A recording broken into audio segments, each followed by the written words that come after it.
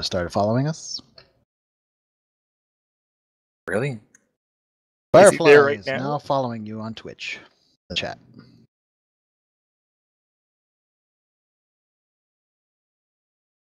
And there's an Interesting. advertisement. Really? Mm-hmm. How come we don't get paid for those advertisements? That's what I want. Because it's not our advertisement. Well, that just sucks. Oh, we're live on the air. Well, on the cable, on the interwebs. How does that work if it's not really on the air? Don't ask these questions. We're on the cable. We're on the cable. I have done no social media. If anybody wants to jump onto the social media, onto Facebook, and say, "Hey, we're live," I don't do jumping. feel free. What about skipping? You can skip. You can do the electric slide for all that matters. It's the Just Us League again. It's actually a lot less people than last week. But got some conversing to do. So after we come back from the open, we will do this. Be right back. Podcast is intended for mature audiences. The opinions expressed do not reflect this station or any affiliated partners. Listener discretion is advised. Ladies and gentlemen, welcome to the Geek EZ.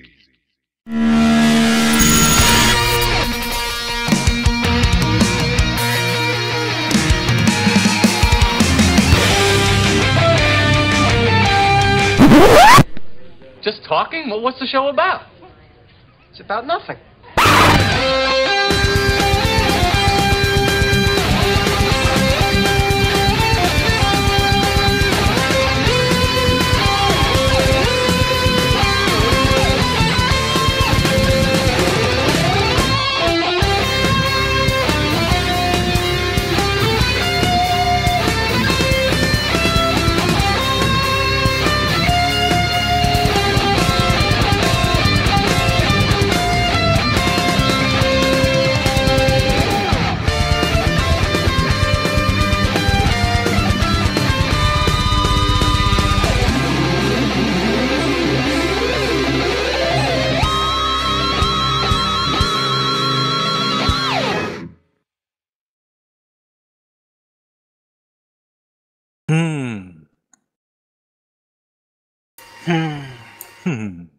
That was really weird. Why did that go back to where it wasn't supposed to go back? We got a flash of the warning again. Gotta go back in time. Back in time. See, just a flash of it. It was a flash. The biggest news today. I'm amazed that we actually got something on a Wednesday. I know. And I'm sure everybody out there is either going to watch this now or watch it later, because we do get viewers. But the Avengers trailer dropped, and I was like, Thanos has lost his jacket. The sucker was early too. When did they drop that? Like 7 a.m.? Well, I got up at 8:45 from work, and it was already out. And I've seen so many people that I associate with here that are reblogging that video link. I'm just going, yeah, I think that's generated some hype. Just a little. Just a tad bit of hype. I mean, it was epic. It was a very well done trailer. It's I want to know why Stark is again with why is he all curled up in balls? The thing is, this trailer really didn't spoil much. At least nothing we didn't already know. Wait, are we allowed to play the trailer? We're not going to play the trailer. I am playing. He is playing the trailer. But I have the trailer. I have it small, overlaid. It's not running full screen. Still going to get taken down by Disney.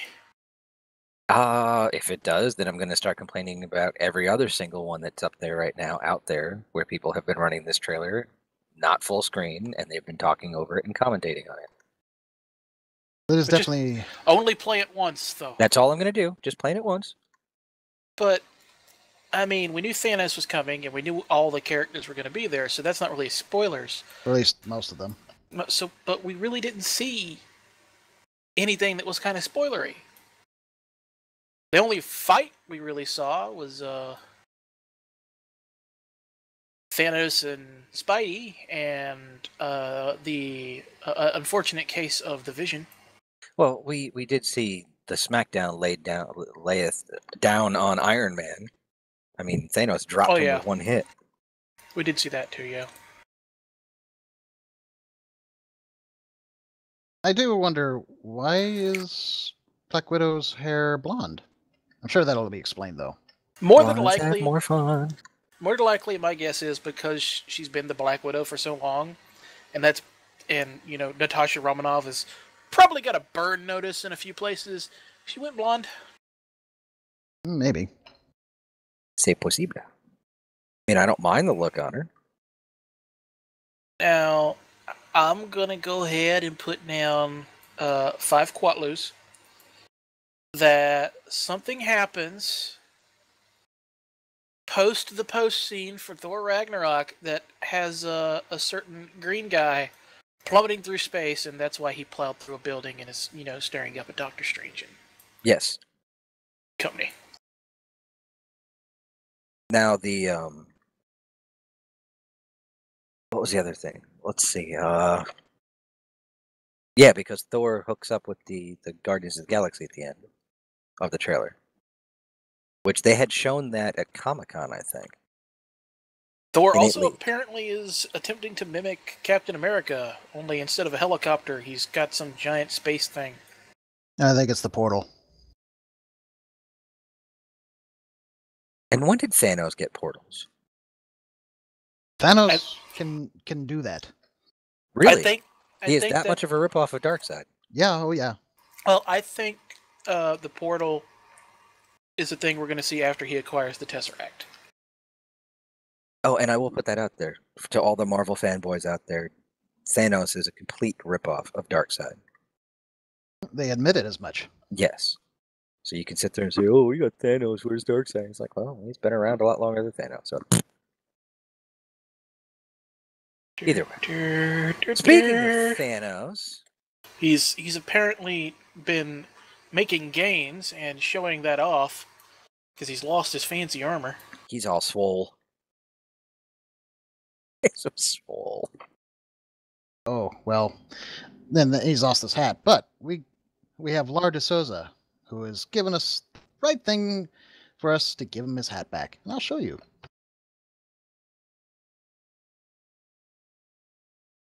I'm almost afraid. Matter of fact, you can even put that on the stream.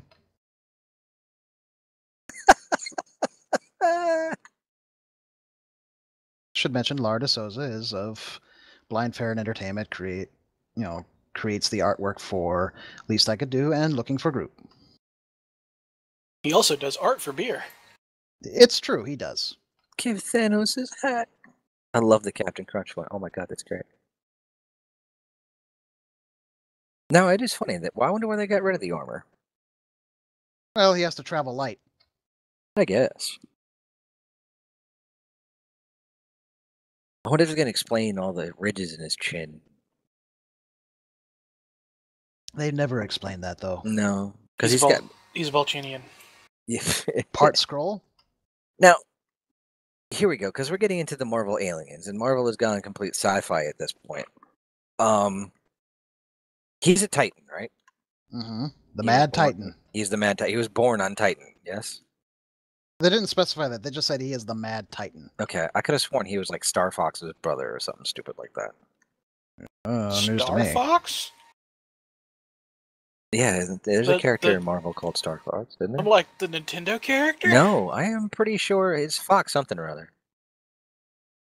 But because there was a bunch of guys that lived on Titan, and but now that we're getting into this with the Captain Marvel coming up, There is a Star Fox, yeah. Yeah, And he's also you go to Wikipedia and it's an image of him and a very hands-on She-Hulk. yeah. I guess he was kind of a womanizer.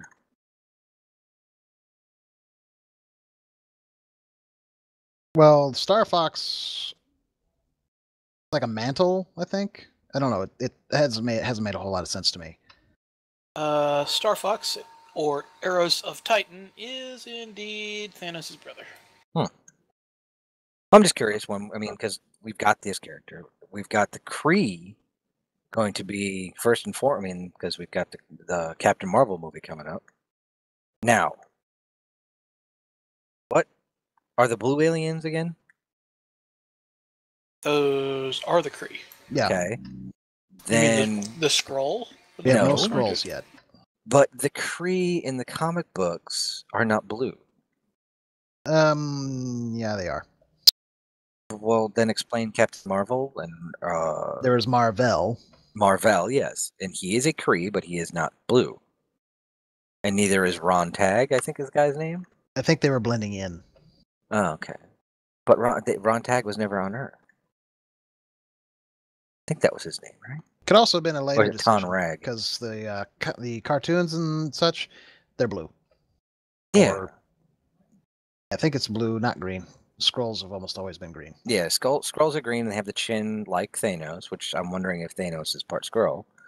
But I don't know. I'm curious to see where they're going because now we've got Agents of S.H.I.E.L.D. that comes out in, 3 days? Right? December 1st, right? Yes, with the 2-hour premiere this Yes. Friday.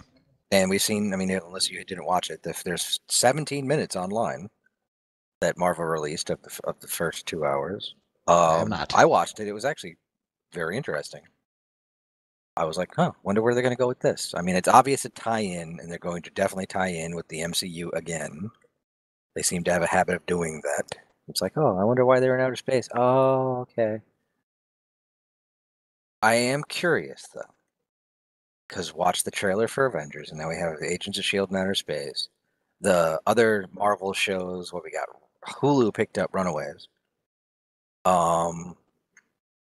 With the other shows and stuff, they kept saying, because I watched in the trailer, it blew my mind, because I showed this overhead shot from the Queensboro, I think it's the Queensboro Bridge, and you can see Avengers Tower in the background.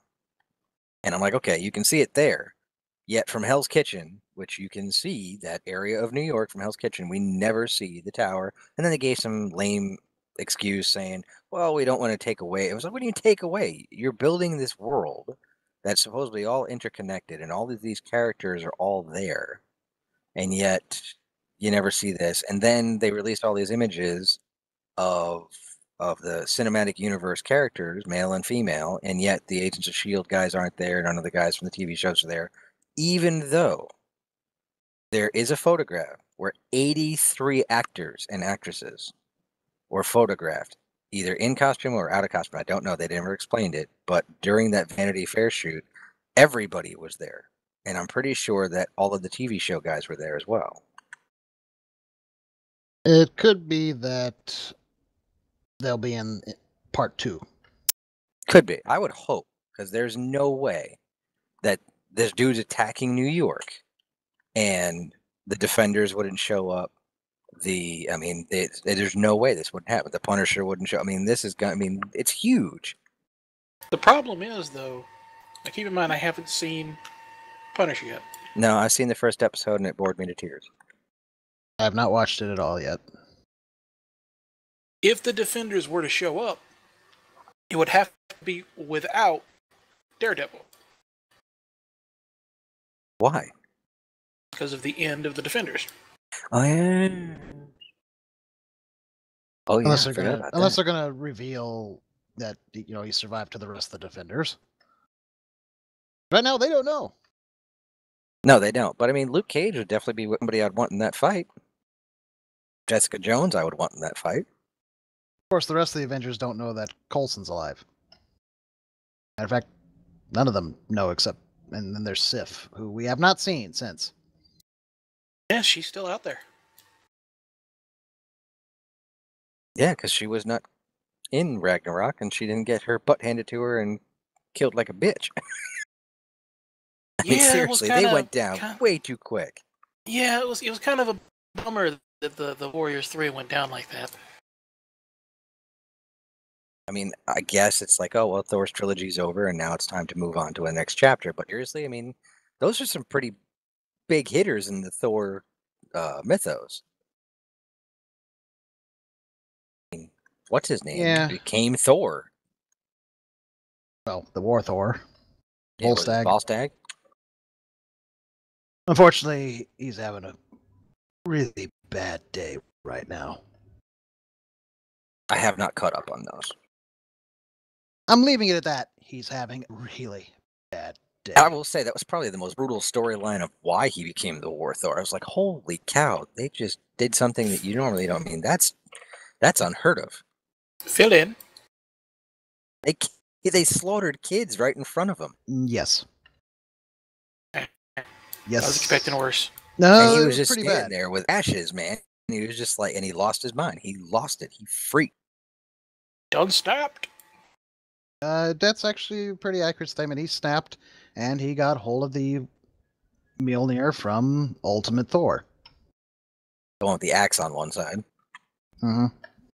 And he went a hacking and a swinging. Now, the one thing that I want to know about is during that Vanity Fair photo shoot, which came out after Ragnarok, we saw Thor with his good eye back and holding Mjolnir, the new haircut. That may have, Yes. that may be Yeah. a little misdirection too. One way it could be misdirection, and I don't think he's going to get the eye back unless something happens with one of the Infinity Stones. Change of reality. Doctor Strange could put it back. Probably. But what about Mjolnir? I don't know about that one. And what He really even doesn't need it anymore. need it He is the anymore. conduit. No, I mean, and the way it was pretty much described is that it was nothing more than a focus, so it's not actually a mantle that's passed on. Which, on the one hand, I get, and I'm okay with it, but on the other hand, I'm also kind of disappointed because now you don't get the opportunity to explore some of those other stories that they've been doing. You know, like where I can't think of his name right now. Crap. Horseface. Fury Bill. Thank you. Beta Ray Bill, where he picks it up and reveals he is worthy. Or even, Jane Foster. Not that I expect us to be seeing Natalie Portman back anytime soon. No, I highly doubt it. Highly doubt it. I think she was like, nope, not ever again.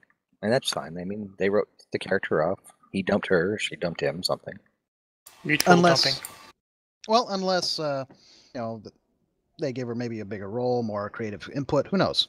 There are ways to get them to come back. Even the guy who played Red Skull originally said, "Oh no, I'd never come back." Has said in more recent times, "Well, I wouldn't be against it." So it's possible they could potentially entice her back if they find the right thing. Whether that'll happen or not, don't know. Completely off the subject. It's a good question in YouTube. We just got the question from Hayes494. Hey guys, I want to ask you, do you think Star Trek Discovery would have been better if the former Doctor Who showrunners, Russell T Davies or Stephen Moffat, were the showrunners instead? I'm gonna say no. That's No. opinion based, honestly. I just, having seen, and this is my personal opinion, Moffat's take on Doctor Who as the Doctor Who franchise progressed, as he was basically showrunner, it to me just got progressively staler and staler. I think he was tiring out. I know diehard fans loved it and everything, especially recently, but to me it just seemed like it was getting staler and staler, and I had a hard time watching it. I think just Discovery would have been a lot better if they had picked an executive producer and stuck with them.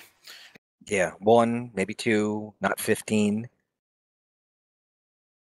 That's the problem when you have production by committee.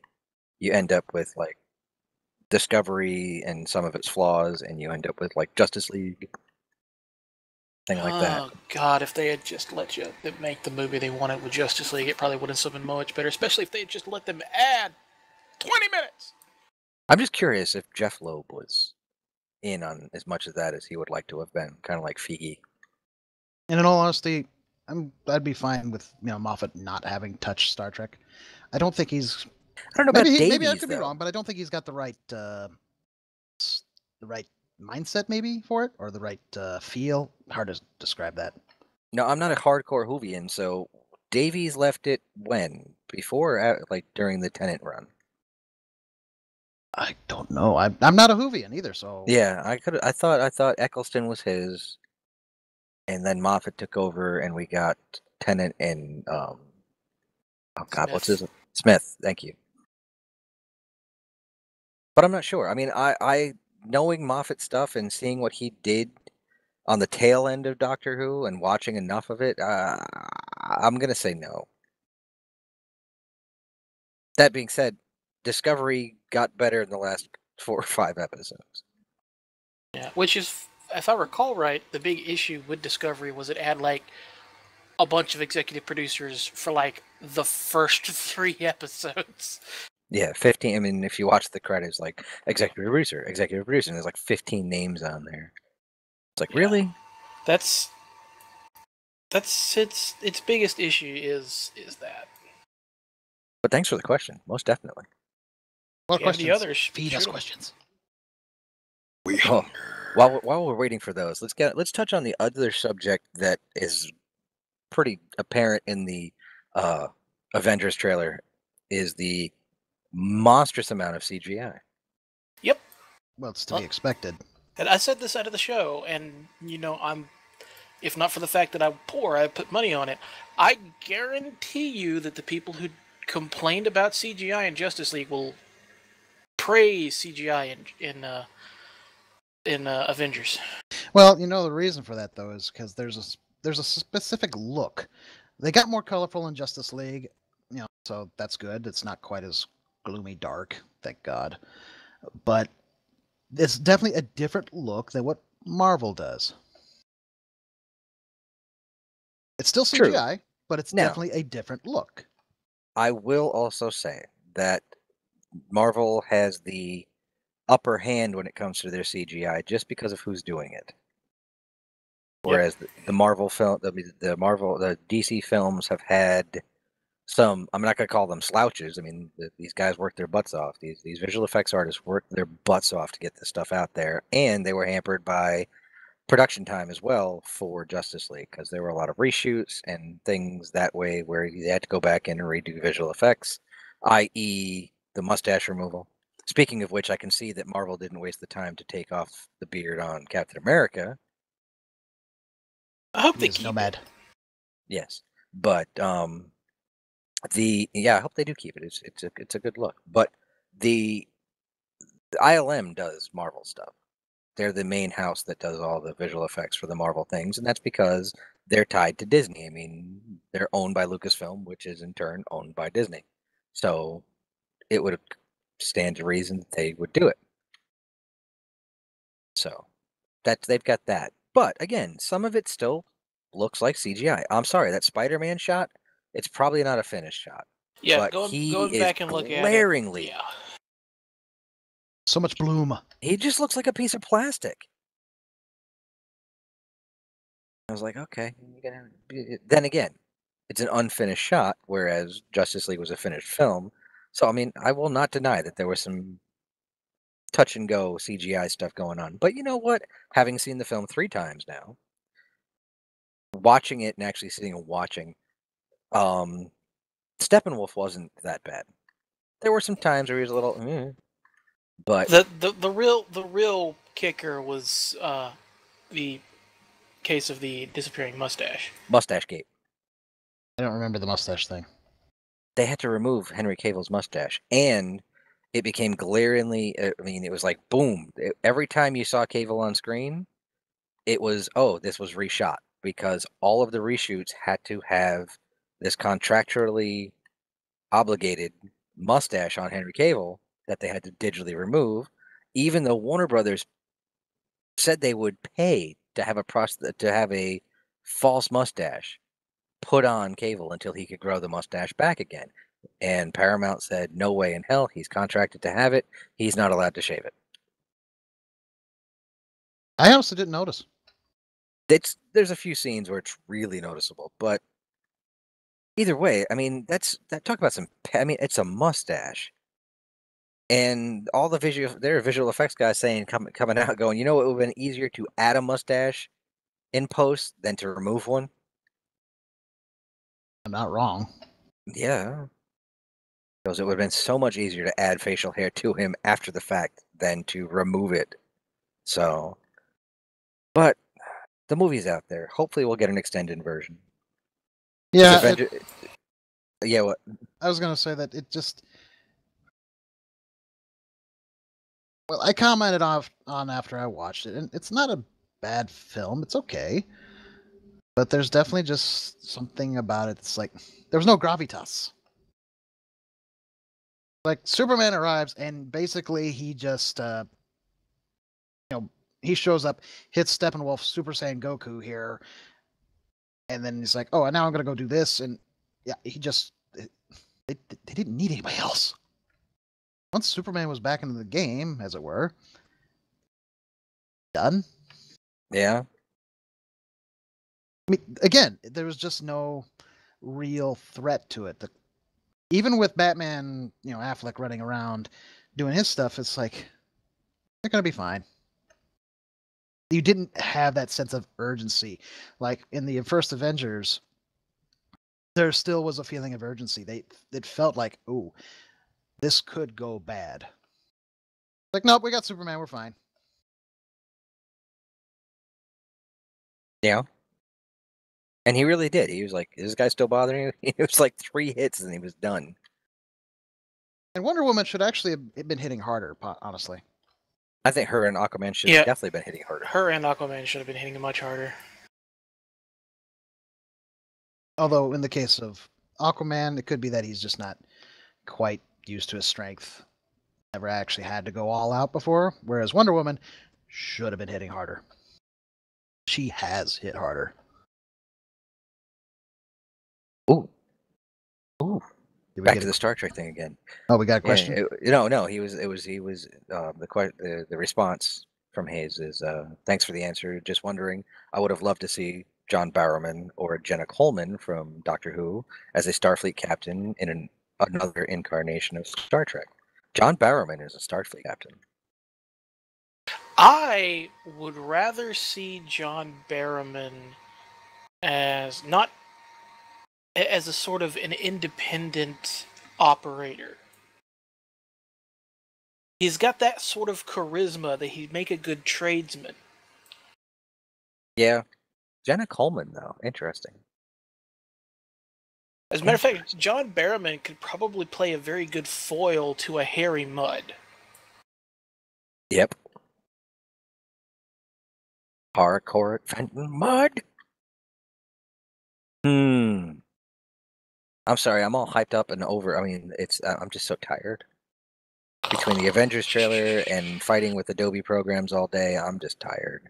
And a sick kid, so it's all, yeah. How are they doing? Oh, well, she's doing fine. It's no fun to go pick up your child and they smell like vomit. Yeah. Nothing like that. I don't want to pick you up, but I have to. And now I smell like vomit. But I'm not going to pick you up. Matter of fact, you just to help yourself into the. Matter of fact, not even into the minivan. See, we got a little ramp that'll put you right in the back. It's all covered in plastic. I have a Volkswagen Jetta. I do not have a minivan.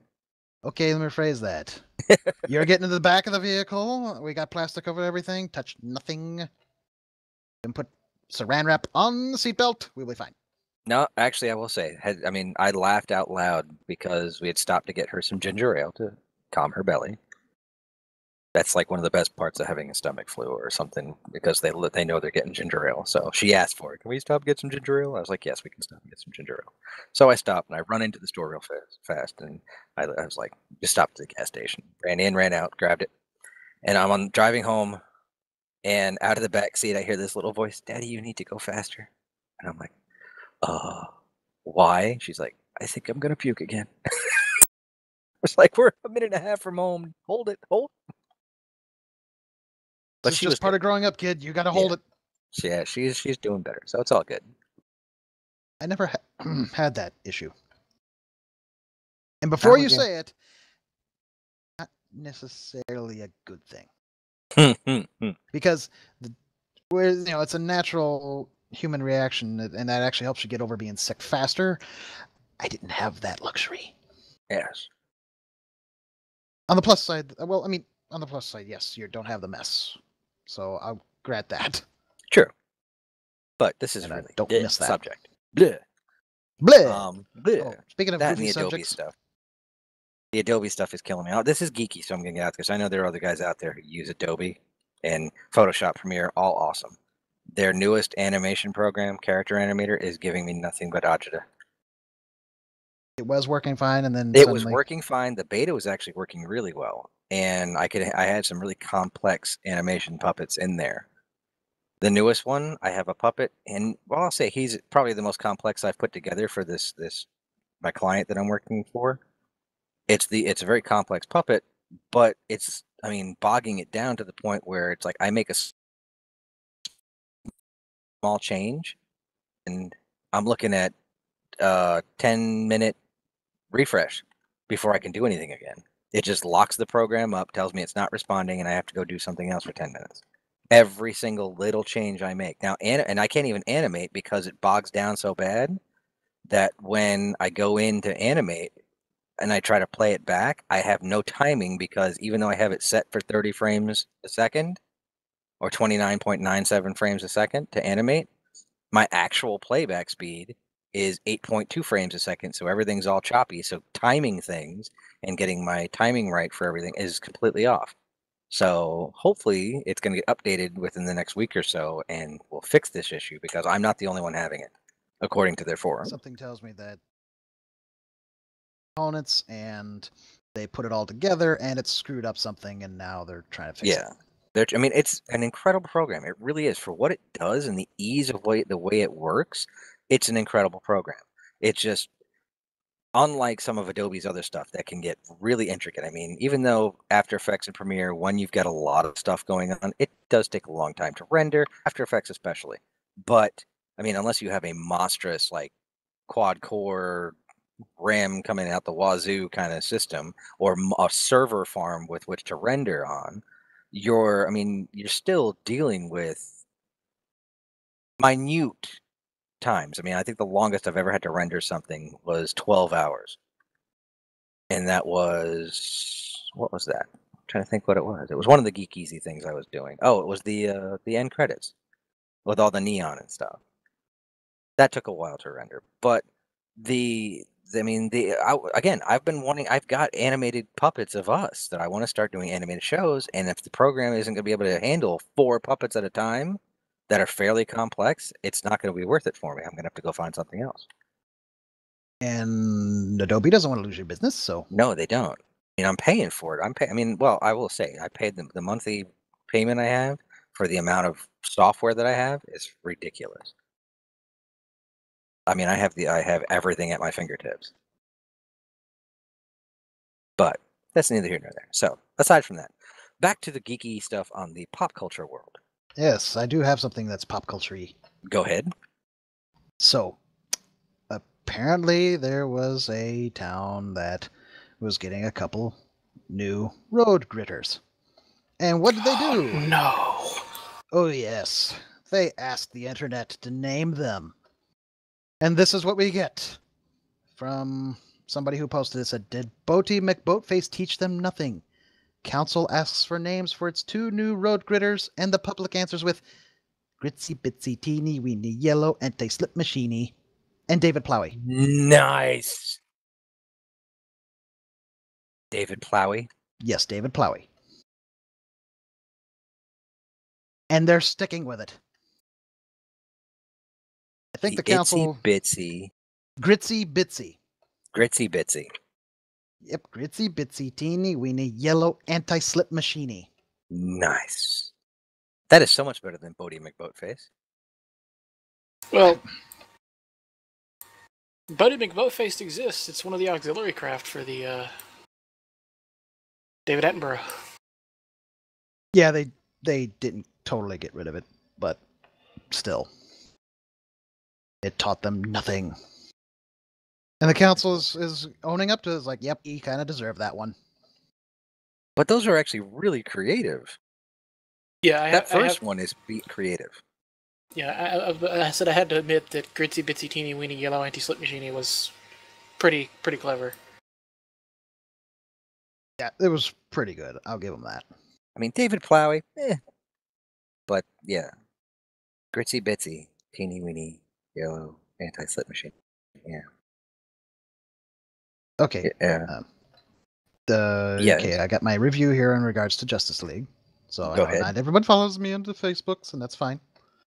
I didn't even post it on the Geek EZ. I probably should have. So I said that it was okay. It's not a bad film. It's certainly decent, but ultimately it's forgettable, which is not something you want with your film. Gal Gadot's Wonder Woman was the highlight of the film, and Jason Momoa owns the Aquaman role. But the issue is that we've kind of seen the plot before. Marvel did it first with Avengers, and it seemed it was a bit too condensed. I also have questions as to what happened after certain things in the film that went unanswered. And I think that the problem that Warner Brothers / DC has been running into is how they've been rolling out their universe. They're not bad stories per se, nor are they executing them entirely poorly, outside of Suicide Squad, in my opinion. They just aren't providing more build-up for the characters involved, not giving the audiences a chance to really relate and get to know them. Whereas Marvel has had a carefully crafted plan where there's been at least 2 of their films come out each year, and while they may not have been great, depending on your opinion on which Marvel film was good, bad, whatever, it was still good for world building and character development. Wonder Woman is DC's standout film. The rest, they're just okay. Enjoyable, but just okay. Ultimately, forgettable. You know, when you bring up the character building thing, I think I probably would have liked, instead of saying Man of Steel and Batman versus Superman, that we had got. Well, Batman versus Superman probably would have had to happen because it introduced Wonder Woman, but maybe an Aquaman film beforehand.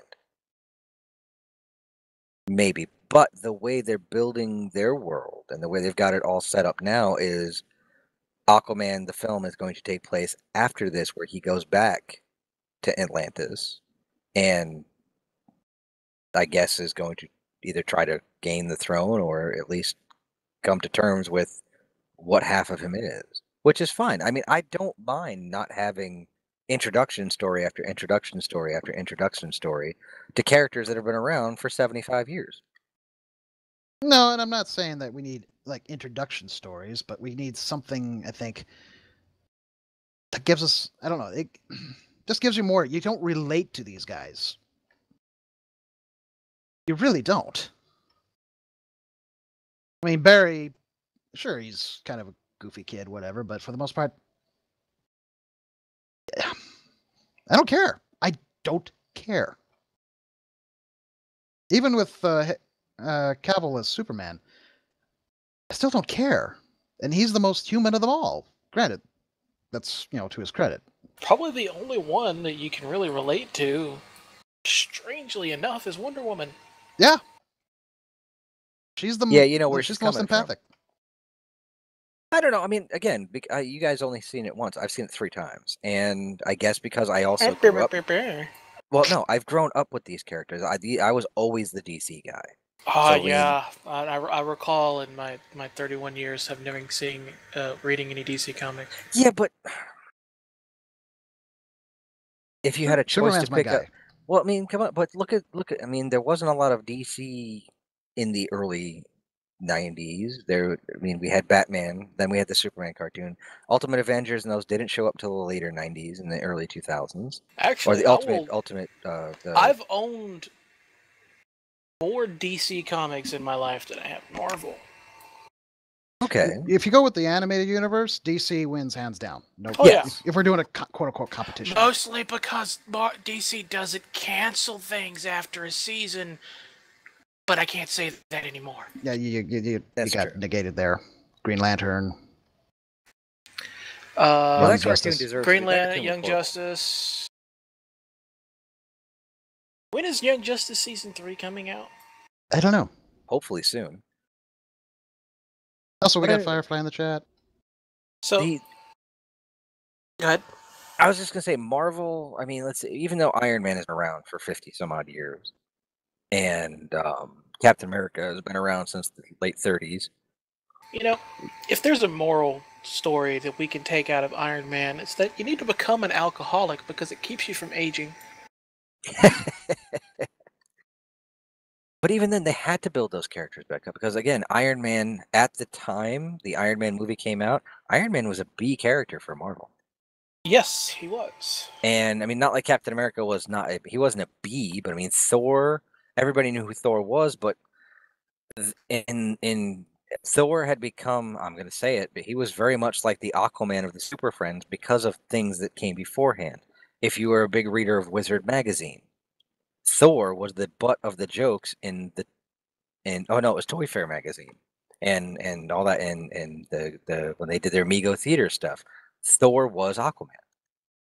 He was the joke. He was what people laughed at instead of with, and Thor had to be built back up into This Thor. pleases Namor.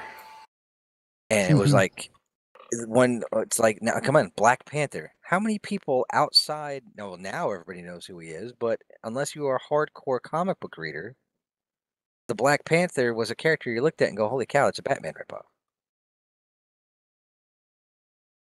Even though the character has nothing in common with Batman aside from a look from a distance. What's your superpower? I'm rich. Yeah, but it was just like these are characters that needed to be. It's like Batman doesn't need to be retold again. Spider-Man does not need to be, and they did it right. Spider-Man doesn't need to be retold again. Yeah, I mean, if they'd done something with Aquaman like it was done with Spider-Man, I think we'd be fine. Because yeah, you're right. We don't really need to be retold. We just need to be, I guess, we just need the character to be properly introduced into that world. Because as of that point in the cinematic universe for DC, apparently the only superhero around was Batman, and he retired and then came back. Yeah, after Superman appeared.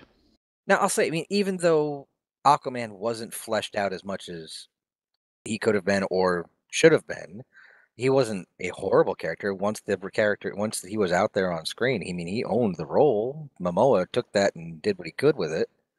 And Barry was fairly fleshed out. I think of all, the weakest fleshing out was Cyborg. He was just there. It was like, okay, and now you're a robot. Well, he did get short shrift, but even Bruce Wayne's humanizing. Blah, I can't think. Cyborg's gonna be in the DC sequel to My Life as a Teenage Robot. Oh no. Anyway, the humor bits that they applied for Bruce Wayne, it just felt tacked on. It didn't feel natural. For me, I liked it because it did feel. But again, when I say I own more DC comics than I own Marvel comics, it's because every DC comic I ever owned was a Batman comic. Batman. And even the dead serious Batman comics, there was humor in them. Oh, sure, there's always humor in them, but I don't know. It just maybe it was the way Affleck presented it, the way that Christian Bale was able to do it. I mean, I kind of treat him as my gold standard, as it were. I treat him as my gold standard when you're looking at portraying Batman and Bruce Wayne. There's always been the actors that can do one or the other, and Bale was able to do really good for both. And Bale was able to smoothly. Michael Keaton. Nah, better than Keaton. I'm gonna go on the record for that. But he was able to smoothly, slip in some humor. He was charming. He was everything that Bruce Wayne is supposed to be. And Affleck doesn't quite get that. See, to me, it's the exact opposite. I feel like Affleck is a much better Bruce Wayne Batman than Bale was. Yeah, me too. Well, I'm going to go against the grain here. That's fine. Be against. We're all entitled to our opinions, and I'm not going to fight you on it because what's the point at this? It's Batman. We're entitled to our opinions. You're entitled to be wrong. Yeah. See, I already used that line earlier today. It was like I actually just watched a little of it the other day. Michael Keaton, because he was the first one to. He wasn't the first one, but he cemented. He put his feet in the cement of the Darkman, of the modern Batman. I'll give you that. He and his portrayal of Bruce Wayne as a troubled brooding guy, and he did a really good job with it, especially in Batman Returns. He did a good job with it. The only problem Keaton's movies had were they were Batman in the background and the villains were the highlight. That's why his two films, everybody's like, "Oh, he's forgetful as Batman." And he's like, but when he plays Batman, when he is Batman, I mean, that sneer on his face when he's punching people, I mean, it's just a well done thing.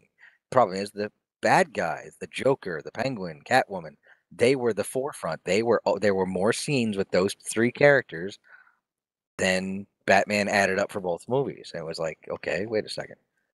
And then we got the Schumacher films and just destroyed that whole franchise. But it's like Cavill's Superman is great. Yeah. Even Brandon Roth did an okay job, but Christopher Reeve was Superman. Oh, definitely. And it was like, and I noticed there was a lot of, I bet you, and some of the reshoots that Whedon was like, more Christopher Reeve. Because he did some of the stuff that Cavill did in some, you could tell they were reshoots because the mustache was missing. Or the mustache makeup thing was there, the digital lip was there, that there was a much softer understanding side, kind of like Reeve had. Reeve, he just embodied that role so well. The movies are cheesy at this point, they're dated, but he was Superman. And he was Clark Kent. Yes, and his Clark Kent was impeccable. And Brandon Roth did a good job emulating that, which is what they wanted, because it was supposed to be a sequel to Superman 2, negating 3 and 4.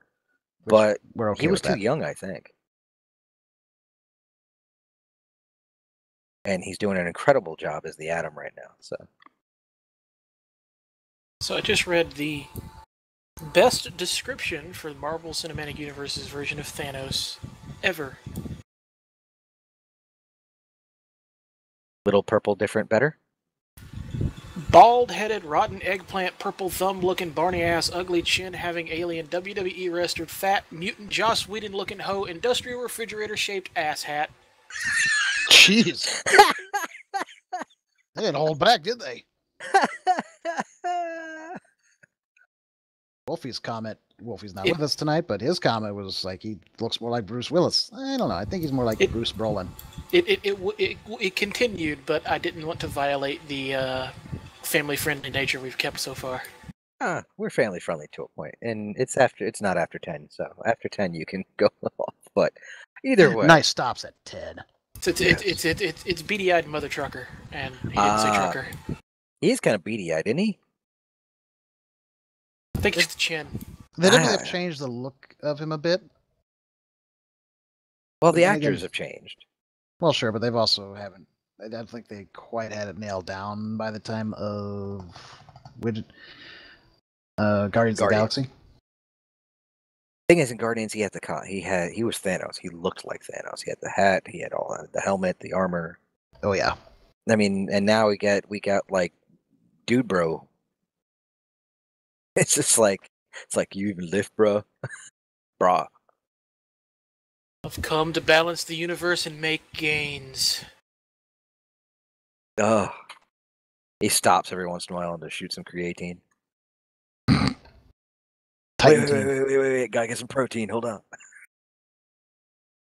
It's Titan-tine.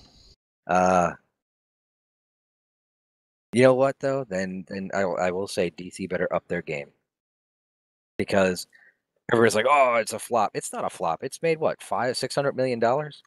Yeah, it's made bank. Yeah, it's People made money. are still saying it's a flop, but it's made bank. Yeah, I mean, its budget was 300 and some odd million. It's grossed twice that. So well, let's look at it this way: Spider-Man: Homecoming had for the year made $334 million. Guardians of the Galaxy $389 million. Wonder Woman $412 million. That's domestic. Yes. Wonder Woman passed $1 billion, did she not? No, worldwide is 812. Okay, she was close. Justice League worldwide $487 million. And let me find Thor. So it's up to what you said. How much here? How much was domestic on Justice League? Domestic, $176 million. How old are those numbers? Assuming as of today. I'm not Oh, sure. okay, They that's don't say it weird. on Box Office Mojo. Because like 3 days ago, I saw that it had passed 170, and that overseas it had passed close to 5. Apparently not according to Box Office Mojo. Okay. It's 311 million foreign, 176 million domestic for a total of 487 million. Thor Ragnarok has been crushed. No joke. At least domestically, it's if you split them up, it's done better. Together, then Thor does better than Justice League. But let's see, Justice League's been out 12 days. You know what? Thor's been out 26 days. While I enjoyed the Thor movie, it's like, again, I've seen the movie twice. That's the problem with having a kid. I have to see it, then go see it again with him. But you said Justice League was forgettable. Ragnarok was pretty forgettable. I'm not disagreeing. Enjoyable, but meh. Yeah, it was enjoyable. It's still the I best was of the entertained. Thors. I could have sworn those numbers seem off. I don't know. Box Office Mojo usually does a pretty good job. Yeah, I know, but it's like the domestic seems lower than it was when, I don't know, I go back, I could have sworn it had passed like 320, 330, not 311. Either way. I've seen some sites doing adjusting. That's one of the reasons why I got an argument with someone, because I was refusing to use adjusted numbers for some of the Marvel films that have been adjusted to include things that shouldn't have been included in their totals. Either way. But DC's not going to stop making movies. But I just realized something. I think this is the most important development of Marvel from Avengers to Avengers Infinity War. They have gone from I have an army, we have a Hulk, to I have a Titan, we have an army and a Hulk. They better have those two duke it out. I know that's going to happen. Thor strongest there is! Uppercut into the moon. Honestly, one of the things that does disappoint me about Thor no longer having Mjolnir is there was a great scene in one of the Avengers animated series where Thanos goes to hit a stumbled Thor with Mjolnir and he can't lift it. And he finally goes, "If I can't hit you with the hammer, I'm hitting the hammer with you." That was a pretty good line. And he just grabs Thor and starts slamming him into the Mjolnir. It's a good line. We got Aquaman. We got now with the upcoming Flash film, which they are planning on doing the Flashpoint time adjusting to the DCEU. That might be where everything picks back up. I don't know. That's where we're getting a new Batman. Yeah, because Affleck wants out. Yeah. Now, this is something I'm quite amazed no one seemed to have pointed out. I am pretty sure, having watched the film a few times now, looking at it, that they de-aged Affleck. I don't know. He's in his late 40s, like I am, mid to late 40s, and I'm getting old. I'm looking at him. I'm like, he had a lot more wrinkles in Batman versus Superman. He had crow's feet and stuff, and all of a sudden his face looked real smooth. And I'm like, did he get a facelift? Is it digital? I don't understand why he looks so different. He's rich. There's one scene it really stands out. He looked almost puffy, and I was like, what the heck? I don't know.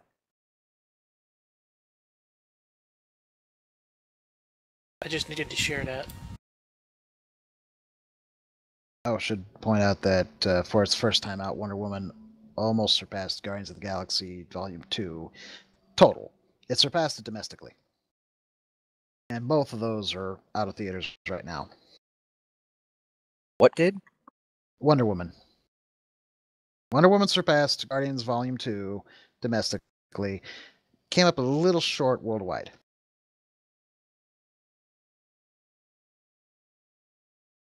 And Wonder Woman had had problems overseas because there were certain markets that would not show it because she is a Israeli woman. Yet it still did pretty good there. Yeah. It was almost dead even between foreign and domestic for Wonder Woman. She owns that role. She really does. And you know what? I am so glad they did not get an American to play that role. Everybody's like, well, they could have got this, they got that. I was like, they needed somebody from the Mediterranean area to play Wonder Woman. Speaking of not getting an American to play a role. Oh, yes. Mulin.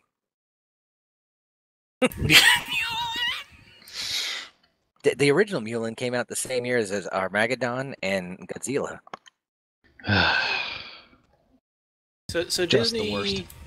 Disney had finally announced who was going to be playing Mulan in Mulan, and apparently they just decided to swing it all the way to the other end of the spectrum that usually happens with movies like this, and they've cast somebody who's apparently never appeared in a Western film. Which is actually not a bad thing. No. As long as No. they can, perform, that's all that matters. I will say Disney's pretty good when it comes to voice casting. And the original Mulan, I mean, they were Asian actors that played those characters.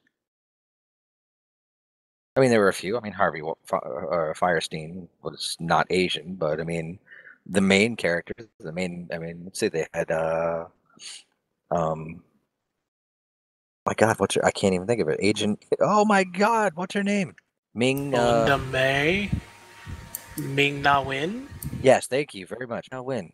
She was Mulan. Yes. And Which is it's why like, a lot of people, I don't know if they've announced she's going to play her mom yet, but a lot of people want her to play Mulan's mom. yeah, That'd be awesome. if I'm not mistaken, Salonia did the singing voice for her as well. Which, little neat fact, she's also the singing voice of Jasmine. But I'm guessing the new Mulan, the live action, will not be a musical. Probably not. Speaking of live action films, It's going to be like a PG-13, pretty violent for as possible as it can be film. well, I mean, it's a violent story. The story of Mulan is violent. And I mean, Disney's not. This will be the third version of the film. I know there's a Chinese production of Mulan out there somewhere. Because I guess it's an actual story. I did not realize it was. I thought it was made up. It's not. Well, it's a Chinese story. But hey, I'm just glad they got it. Speaking of bad casting, Will Smith is the genie in Aladdin. Really? What? That's who they cast for the live action genie. Well, My question is,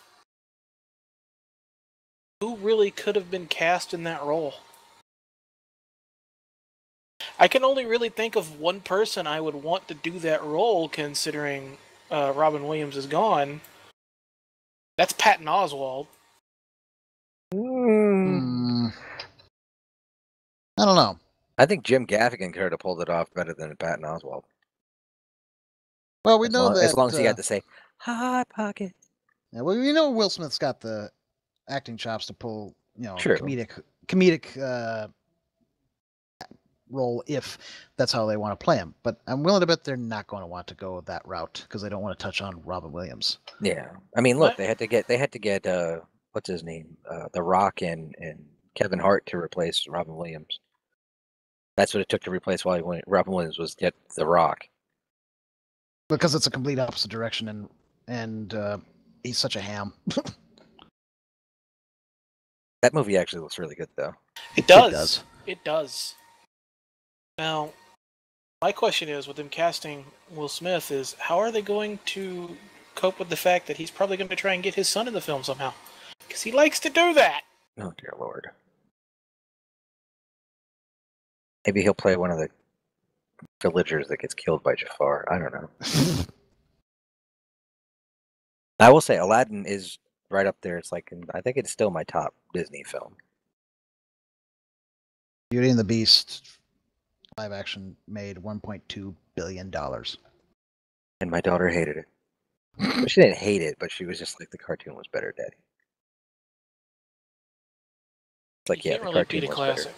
No, it's like the Cinderella movie. At least with Cinderella, they tried something different. They didn't try to do the same story. I mean, it was the Cinderella story, but they padded it and they added to it. Whereas Beauty and the Beast was almost a shot-for-shot remake of the cartoon. And I still haven't seen it either. Me neither. I have no interest, honestly. I mean, it wasn't bad.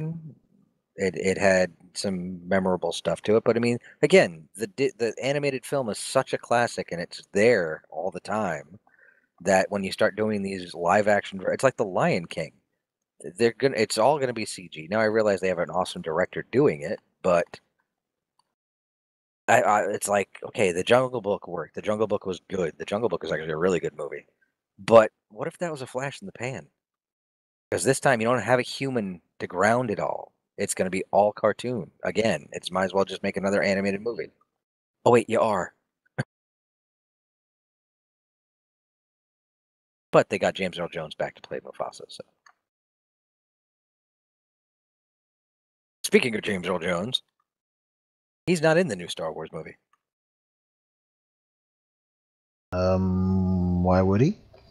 I don't know. Flashbacks. But we got 14, 15 days.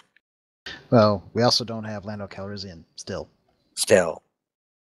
And then did you read that article or read the way he was like, he never even came up? I was like, how could he not come up? The dude blew up the second Death Star. Maybe they're saving him for last. Well, if they Better not wait save him any too long. longer, I mean, he's 80 years old. It's like, oh, well, we got him on Rebels. Okay, yeah, but Lando's gonna be in the new Han Solo movie that no one's gonna go see. Seriously, that is the one Star Wars film no one asked for and no one really wanted.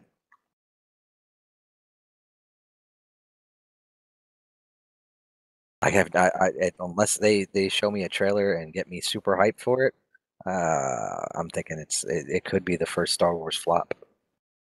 Well, no, second one. The holiday special came first. But what about Droid Day? Oh, I'm guessing that's fairly old, but either way, that was well done. Well, my name is not Kylo Ren.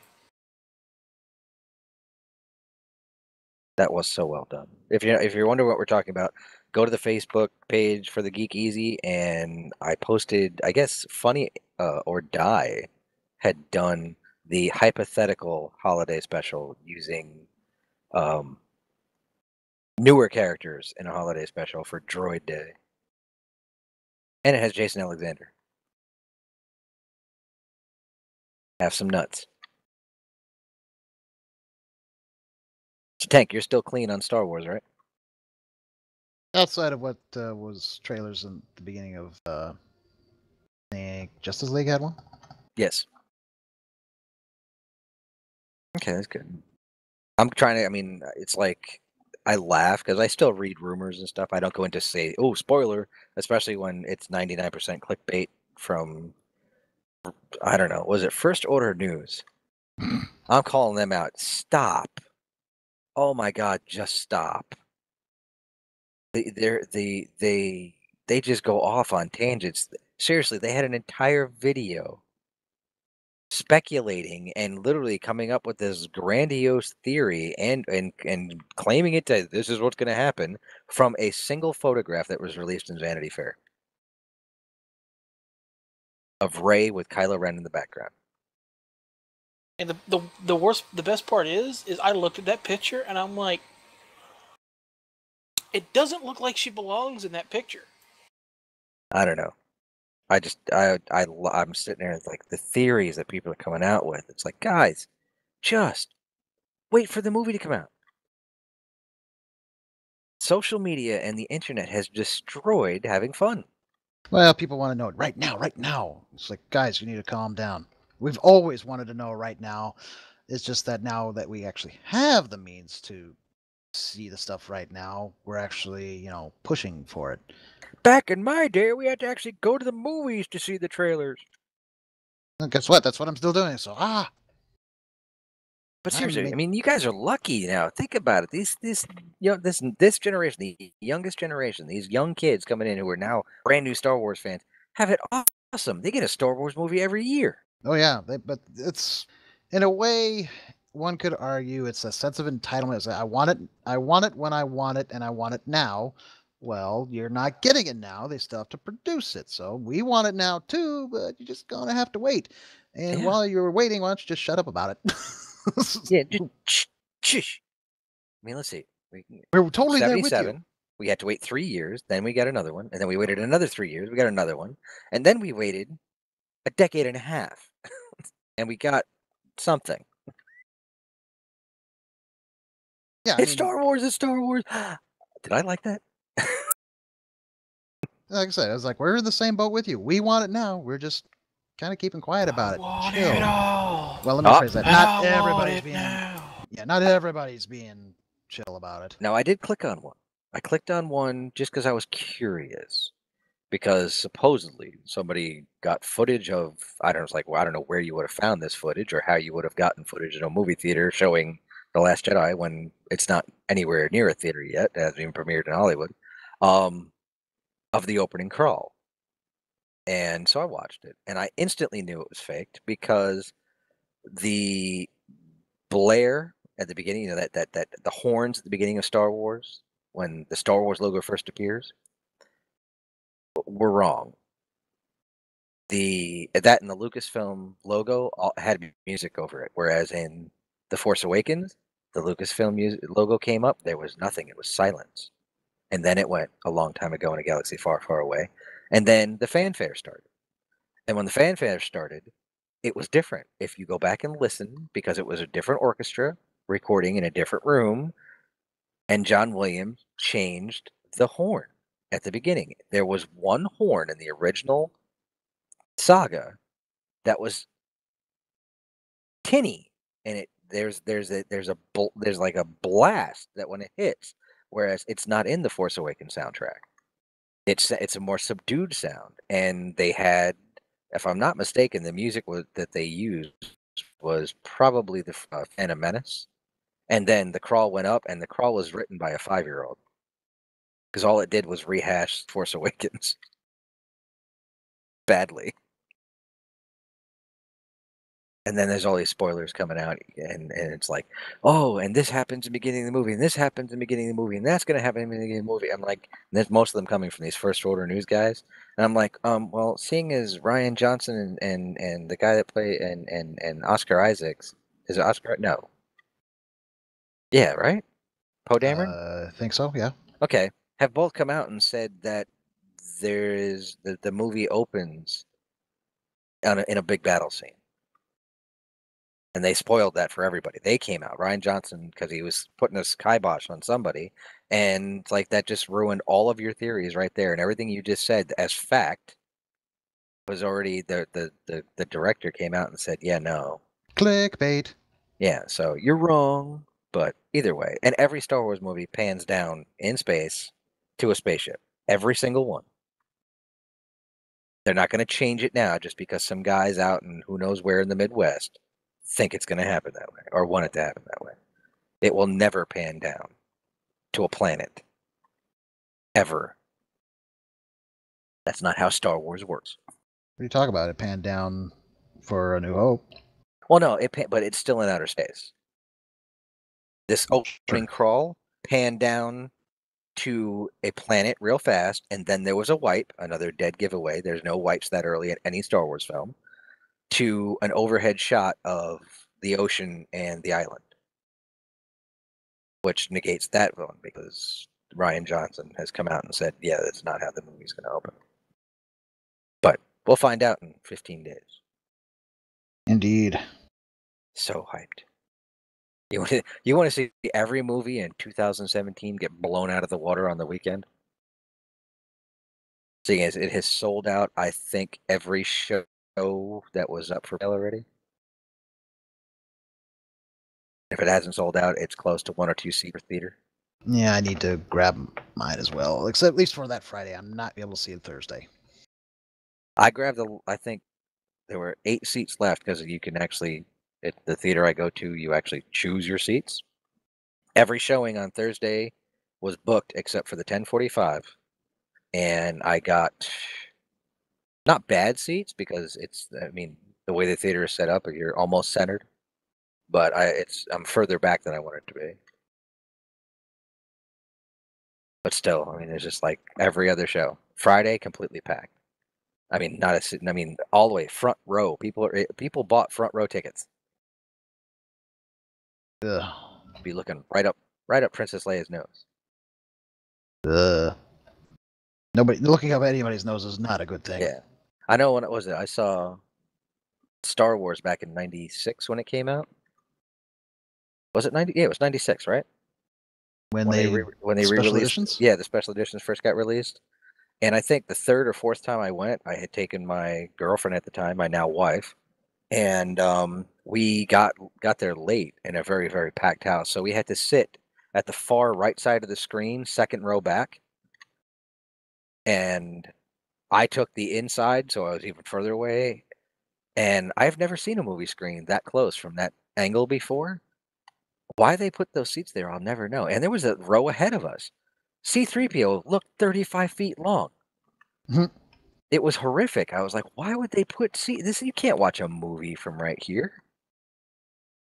You might, I mean, you're staring at the exit door, which has this glaring red light right there over your head, so it's blinding you from one side. Yeah, it was bad.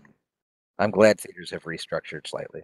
Yeah, being right up front just not good. Yeah. Nope.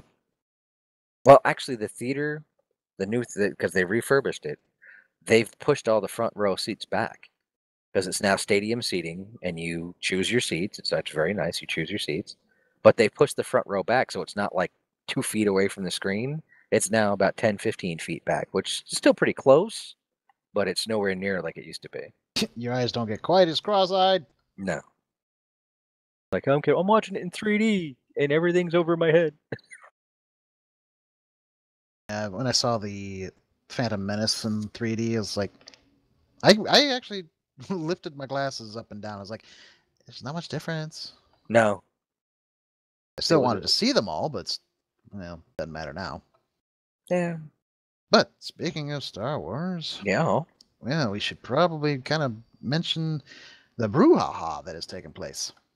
Oh, the big brouhaha, Yes. the petition. Did you guys actually talk about it last week? No, we did not. I don't think the petition had come out. No, at the that time. petition, just the whole. Oh yeah, snafu. we touched on it on the EA and the Battlefront thing and the gambling. Actually, we did. We touched on it because I guess Belgium did say it was gambling. Yes, they did. It was ruled, ruled on it. and Hawaii, the senator from Hawaii, or the congressman from Hawaii. I don't know if he was a senator, but yeah, a lot of people are coming out and blasting them, and then now there's the petition to have EA's license revoked, which I haven't signed yet, but I will. I did, and I had a buddy who commented on it. I work with him again. I keep bouncing back and forth, it seems. He bounced over first, though. Matter of fact, let me just quickly mention what he said. Because I didn't realize I was going to do this. Oh, go ahead. Give me a sec. Okay, so the petition's on change.org, and we can drop it in our chats here so that we have that. Matter of fact, it's probably on Alistair's page, I think. And when I put in a comment about it, why I was petitioning it, it put it on Facebook with my comment. So that was news to me. Oh, Lord. I didn't know it. So I said, EA, among other big publishers, have taken the idea of monetizing aspects of games that shouldn't be done, while at the same time cutting down or completely leaving out parts of games that should make up a larger portion of the game in their greedy attempts to boost profits. Not my best writing, I'll admit. But that was why I, put my name to the petition. And my coworker said, easy fix, don't buy their stuff. The thing, I'm not their stuff. The only EA Star Wars thing I've bought is the Old Republic. And even then, it's an MMO. They monetize an awful lot of it, unfortunately. But once you're actually doing the subscription, you get access to a lot of the stuff. So they're enticing you to at least do the subscription.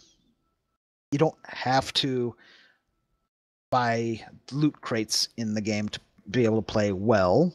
So it behaves very much like a normal MMO. So in that respect, everything's okay, in my opinion.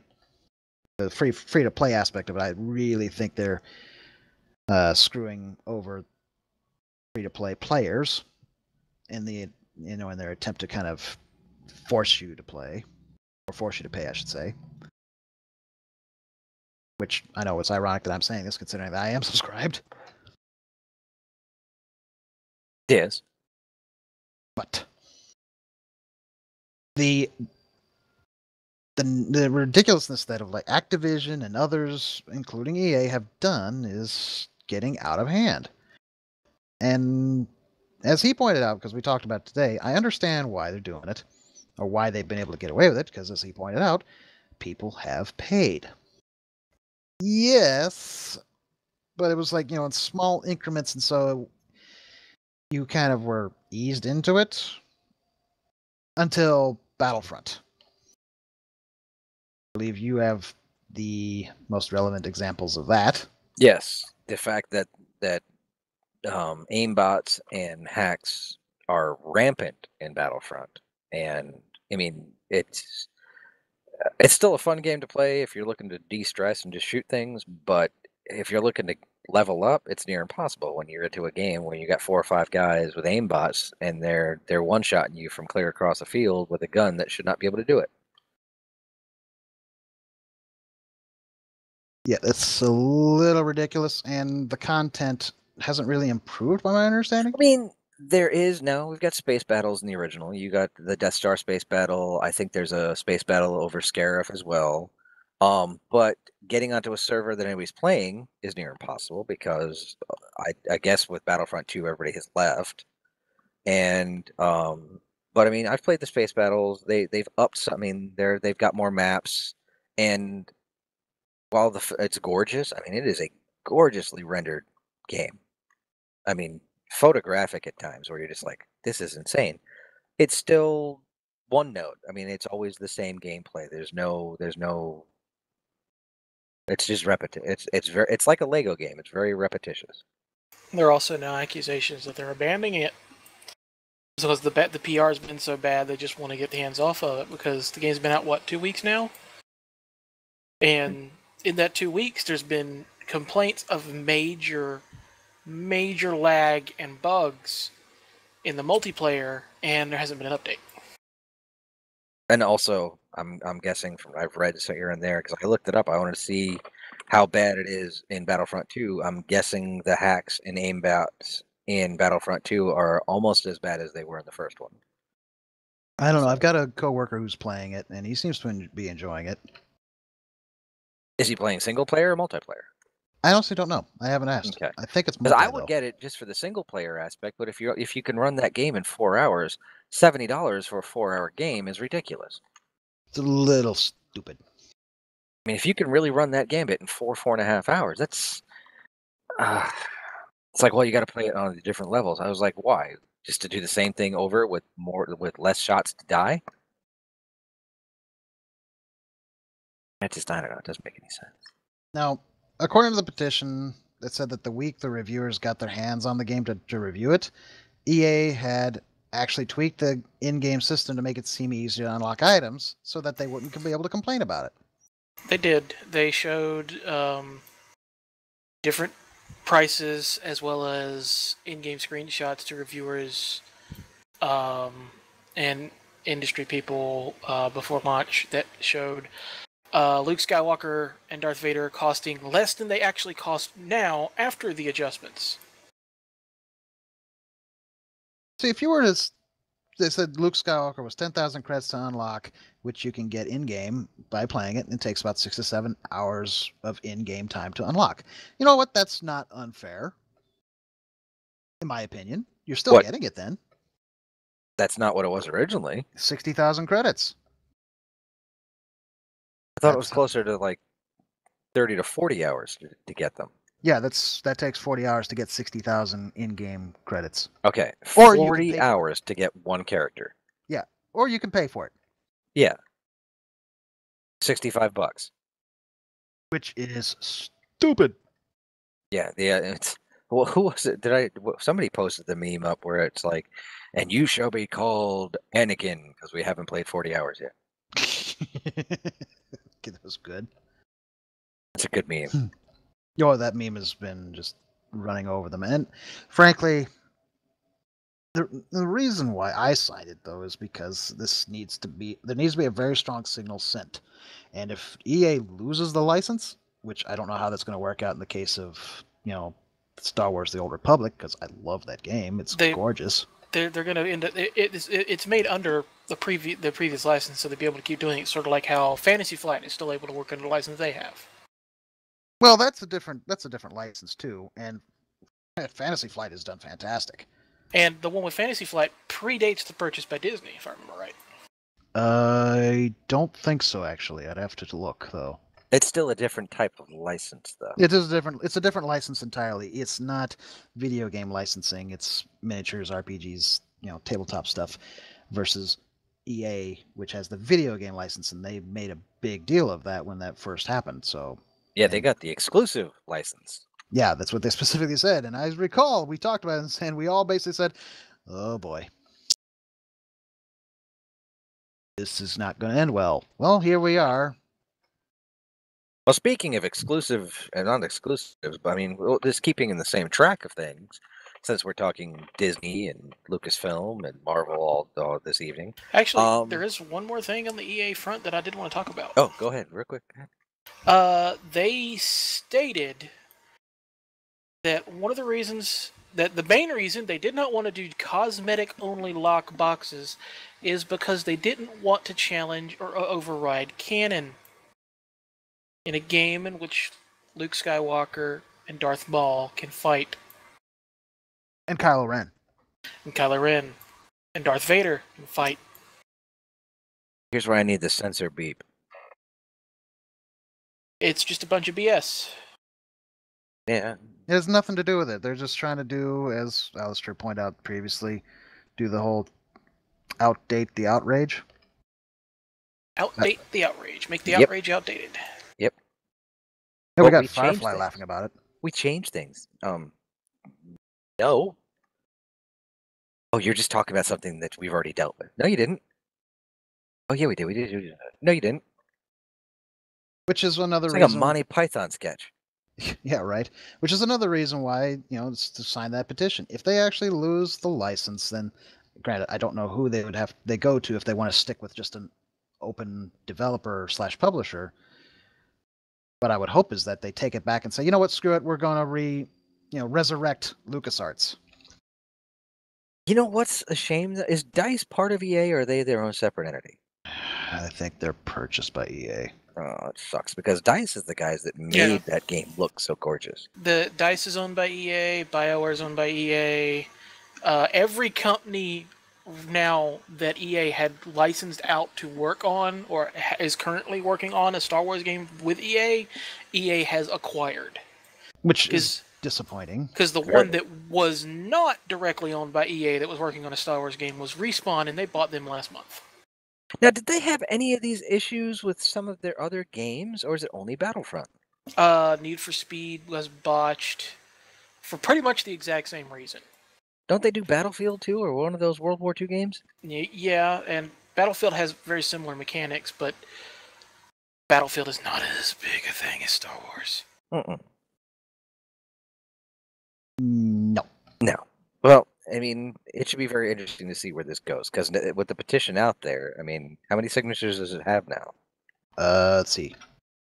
As of right now, 64,464 out of 75,000. Wow.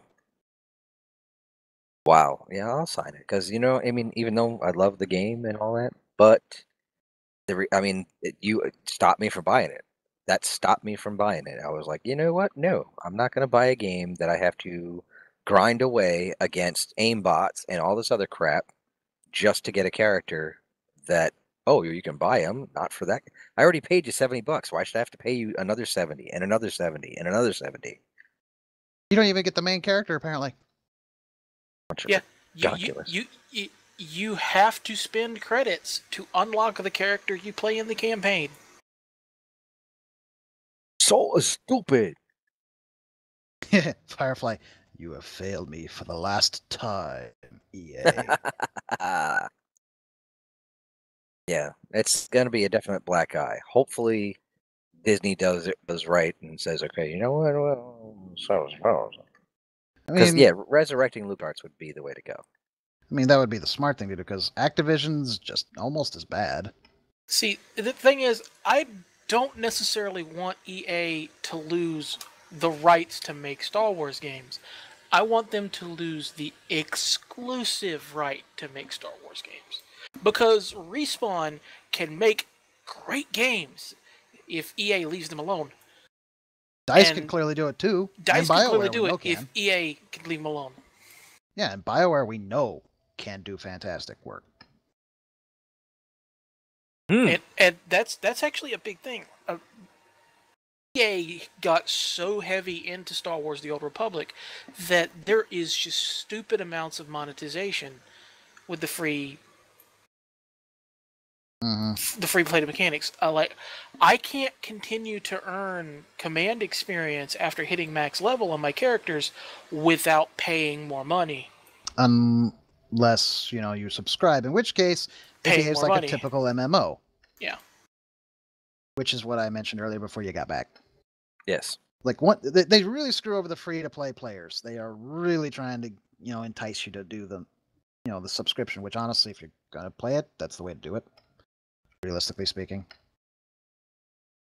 Just because, I mean, I have a character that has to act as the mule for the other guys in the group here, so that we can, one, make sure that they don't run out of credits, because they hit their max really fast, and that they can, sell stuff, because you guys aren't allowed to sell certain things or anything? We can't earn past 350,000 credits. Which you can blow right past that just selling one box of, valuable stuff. Hell, we saw one little voucher deal was selling for you said 6.9 million. When I looked, it was 5 million credits. So yeah, I got a character that acts as the mule for the rest of the group. I don't know if that makes me a shill for BioWare / EA, but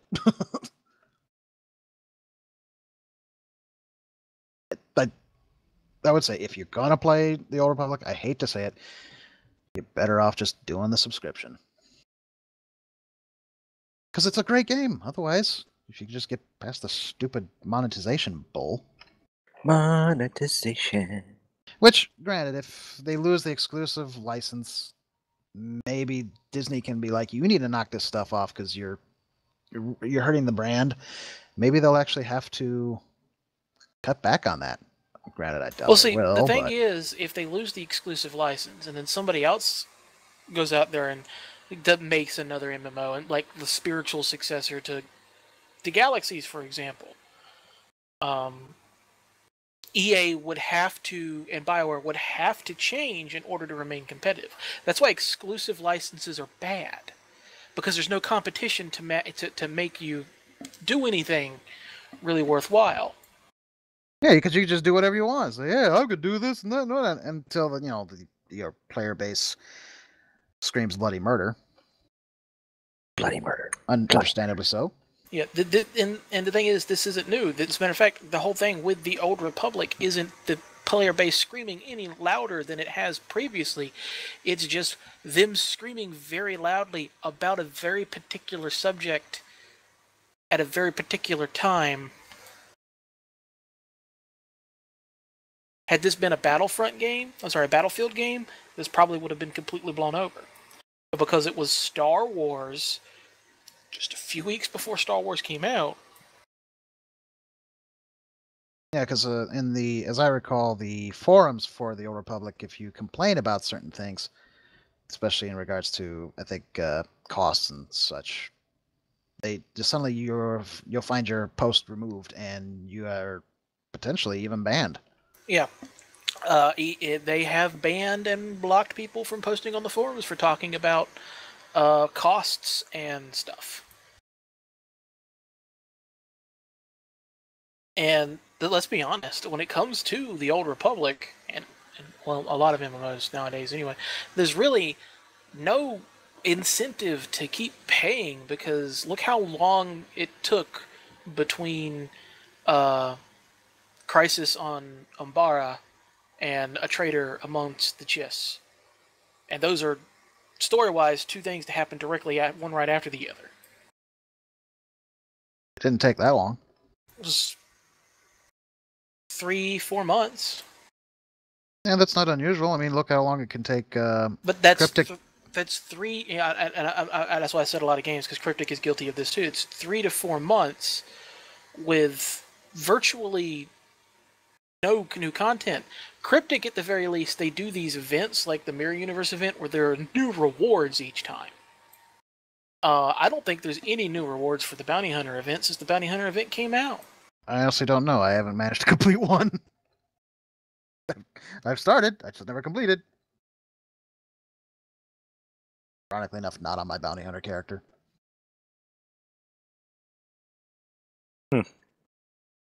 So, yeah, well, we'll see how things go with that. Although I have heard that apparently they've reopened some servers for Battlefront 2.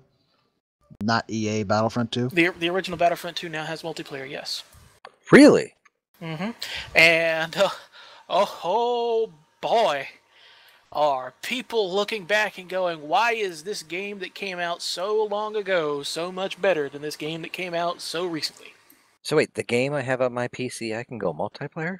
Yep, if we wanted to, we could all boot it up and have a Geek EZ night in Battlefront 2, the original. Oh, yeah. I can I mean- snipe Ewoks all night. I mean, the only difference really is... Well, let me rephrase that. Not the only difference. Graphically, it's not as good as the new one. That's Not gonna even be close. a given. But it still looked good for its time. Oh, it did. It was... There was that video that I showed you, Tank. It's like, guys, I've been in the AT-AT for a total of 3 minutes and they haven't kicked me out. Guys, I just realized they're letting me control the AT-AT. Yep. They're letting me play Darth Vader without having found the token. This isn't realistic. Guys, this isn't realistic. Look at that mule thing. Mule thing being a tauntaun. That wasn't in the movies. What is this? More than 2 basic ships, and you don't start in the ship. You have to run to it and pick it up. This doesn't make sense. I could fly into the enemy hangar. That doesn't make sense. The amount of sarcasm was ridiculous. The best part is like, I'm walking around and I'm bombing their key systems. Like I can't even sarcastically say this sucks. This is awesome.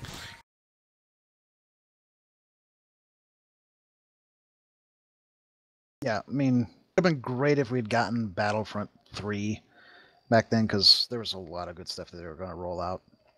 You know, I will say, having played Battlefront 2 and 1 on my original HD TV, back on my PlayStation 2, it looked awesome. Controls were crap on the consoles, no lie. Yeah. Oh, night and day difference, man. I've played them on both. I will tell you right now, I don't think I can go back to playing a shooter game on a console. I don't know why I would want to. Aiming with a mouse is just so much easier.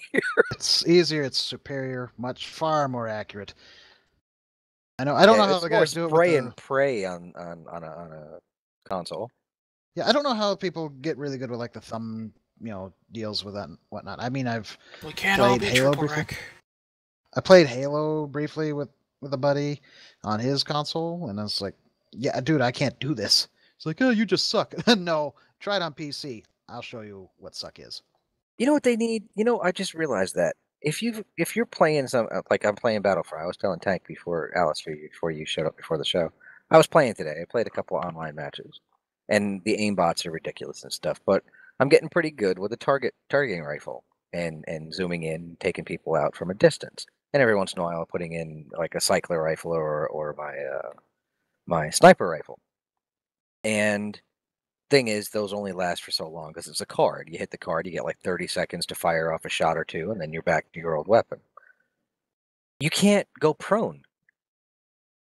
You can only duck. And I'm thinking, if I'm going to play a sniper, I want to go prone. I want to be laying down where I am a target that's impossible to hit, and you're not going to see me, and I'm just going to pop you off, which would be ideal. But no, you got to hide behind a rock and then put your entire body up to fire a shot, and then hopefully nobody's aiming at you at the time. But either way. The best part about the Battlefront 2 thing, going back live, the original one, is one, Steam had to change the name. It now says Star Wars Battlefront 2 Classic 2005. But because of how Steam aggregates news for a video game, if you click on it, all of the news is about Battlefront 2 EA's microtransactions. Oh, no. Let's switch gears slightly, because we're running on, I don't know, it's only 3 of us. We can go to 2 hours. But Or it's, wrap it again, up, take your pick. we're in there with the Disney stuff, the film, the Star Wars stuff, and we were talking Marvel. The rumors have resurfaced, and they seem to be gaining speed, and there seems to be a lot with the Fox deal. A report that came out earlier today on Deadline, it wasn't even really a report. It was more of an anecdote in another conversation, but it would appear that the talks are back on. Really? And oh yes, and there has been rumblings and rumors that, again, it's being picked up all over the place now. I think it started on Deadline, and I know MovieWeb has it, and a few other of the movie places are picking up on it. I haven't seen it on Variety yet, but Well, these if this legit deal, sources, by the way, not clickbaity. well, Deadline's are pretty legit when it comes to this kind of stuff. I mean, again, it was a rumor. He was just passing on a rumor. I think it was hold on, I got it here. Let's see, Barton Fleming over on Deadline, and let's see, it's okay. I mean, it's an okay rumor. It's an okay site, I'm gonna guess, and a lot of people have picked up from them. And the deal, if it were to go through, would just be the films side of Fox. Still, a lot of people are like, oh, listen, no, Fox would retain the television and all that stuff, whereas the films and everything that goes with that, including the Fantastic Four and all the other Marvel properties that are licensed to Fox, would come back to Marvel. We could have Captain America and Wolverine together in a film. Got to do it before he gets too old. I bet you Jackman would come back. Oh, Jackman's been itching to do it. Well, I mean, Logan was his swan song, but I mean, if they were to bring it back in house and give him the opportunity to go against the Hulk or stand side by side with Captain America, I bet you he'd do it. On the one hand, that'd be cool, but on the other hand, I see issues with that.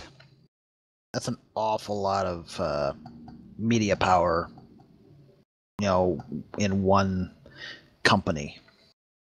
Just like I have issues with the whole, this is more political thing talking, but I have issues with the whole,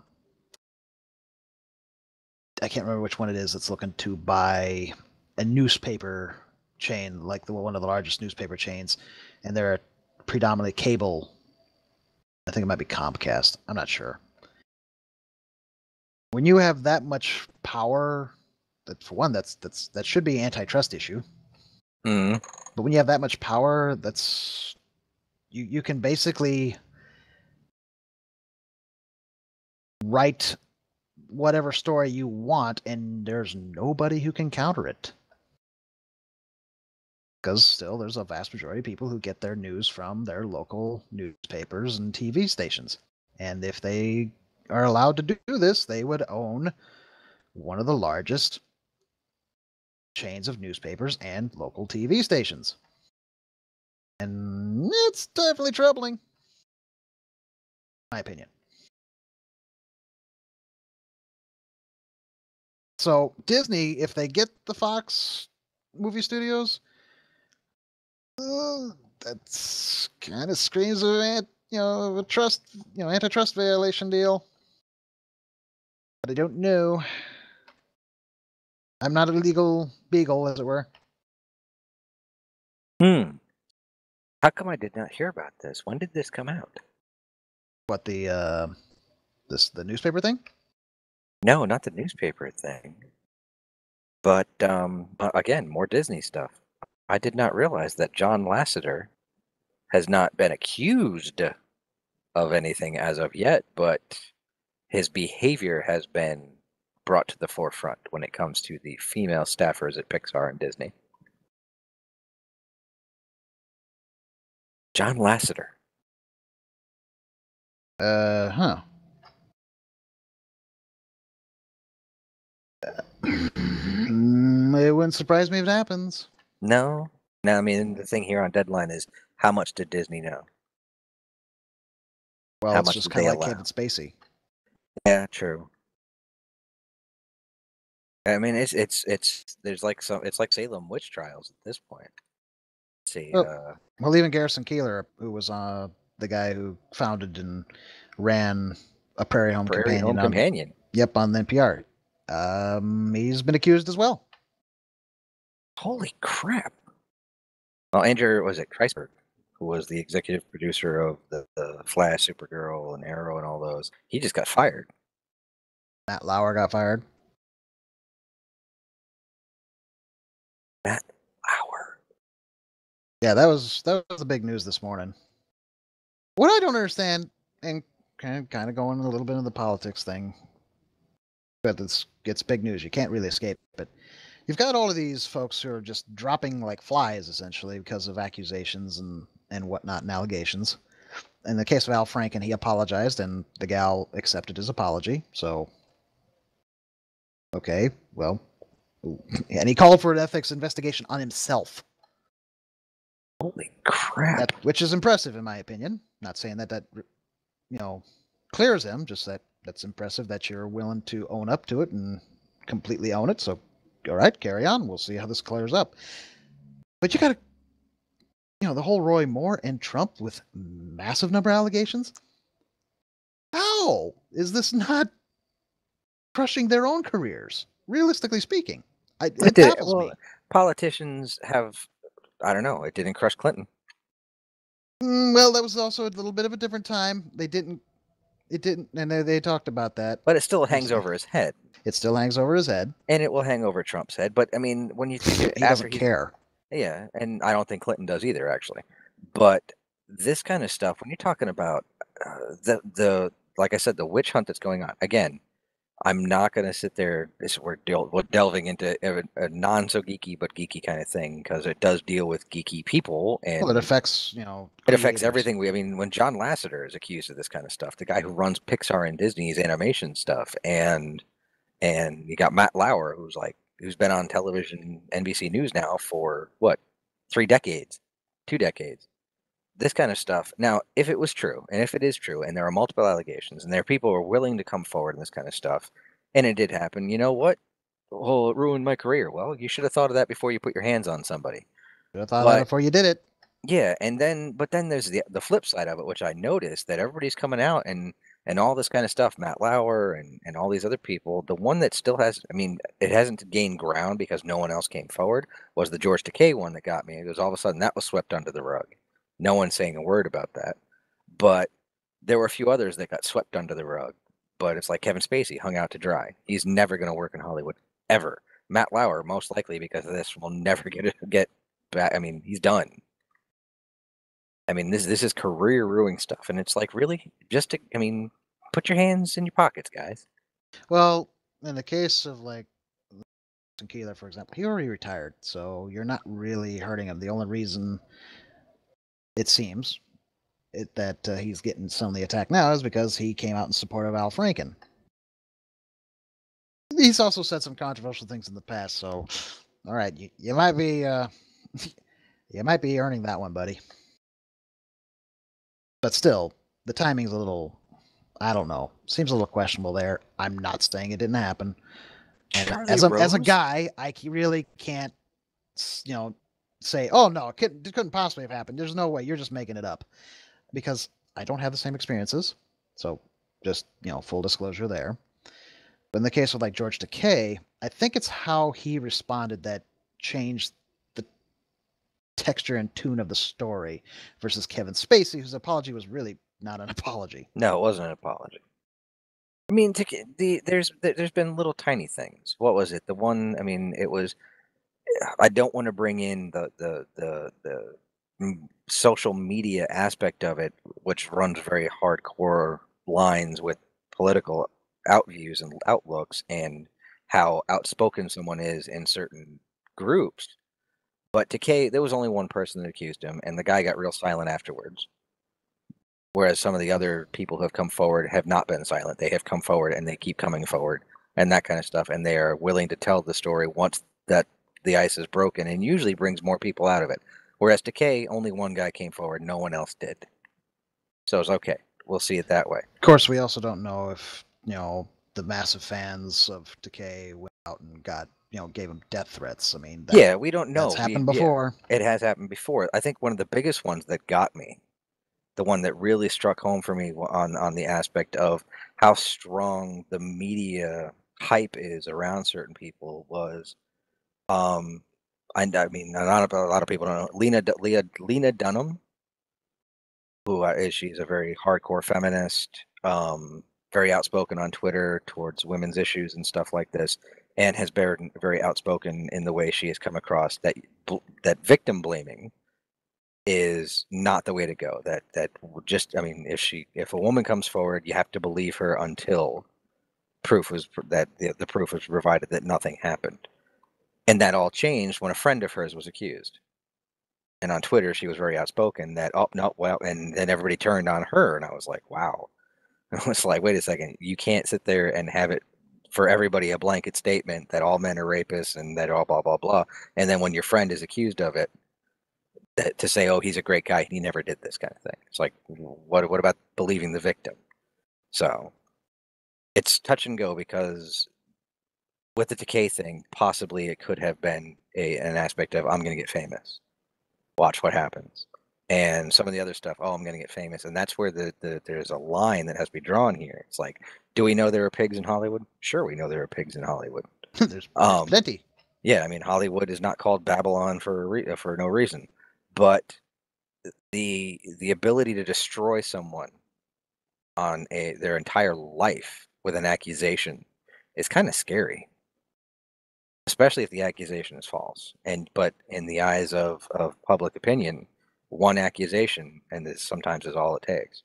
Yeah, and frankly, there's been studies done on that where, in various other countries, and I think including the U.S., but like one example I think back years ago, guy was being accused of having done something, and so, well, they, police talked to one of the accusers, and they said, so what did they do? Well, he did something bad.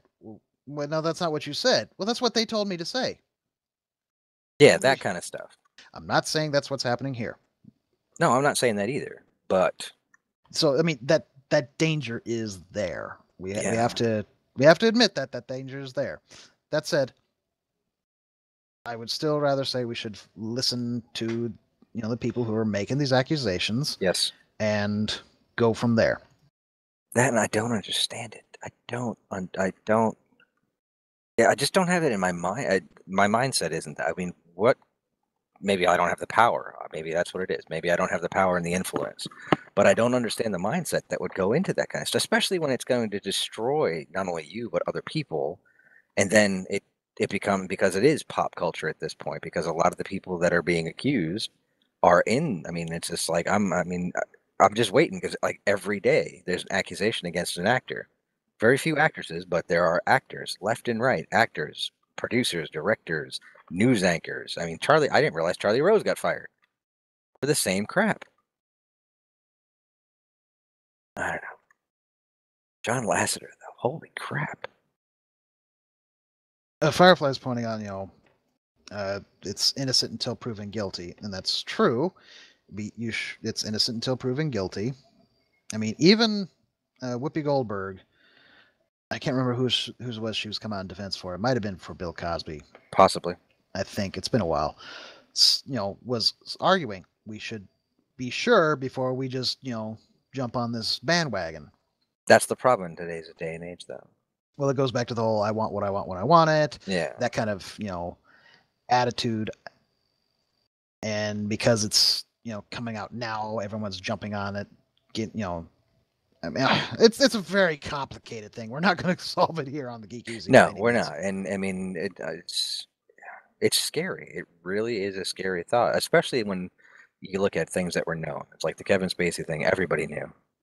Everybody knew. Hollywood knew this for decades, and no one said a word. They joked about it. Even the Weinstein stuff. They joked about it. I mean, come on.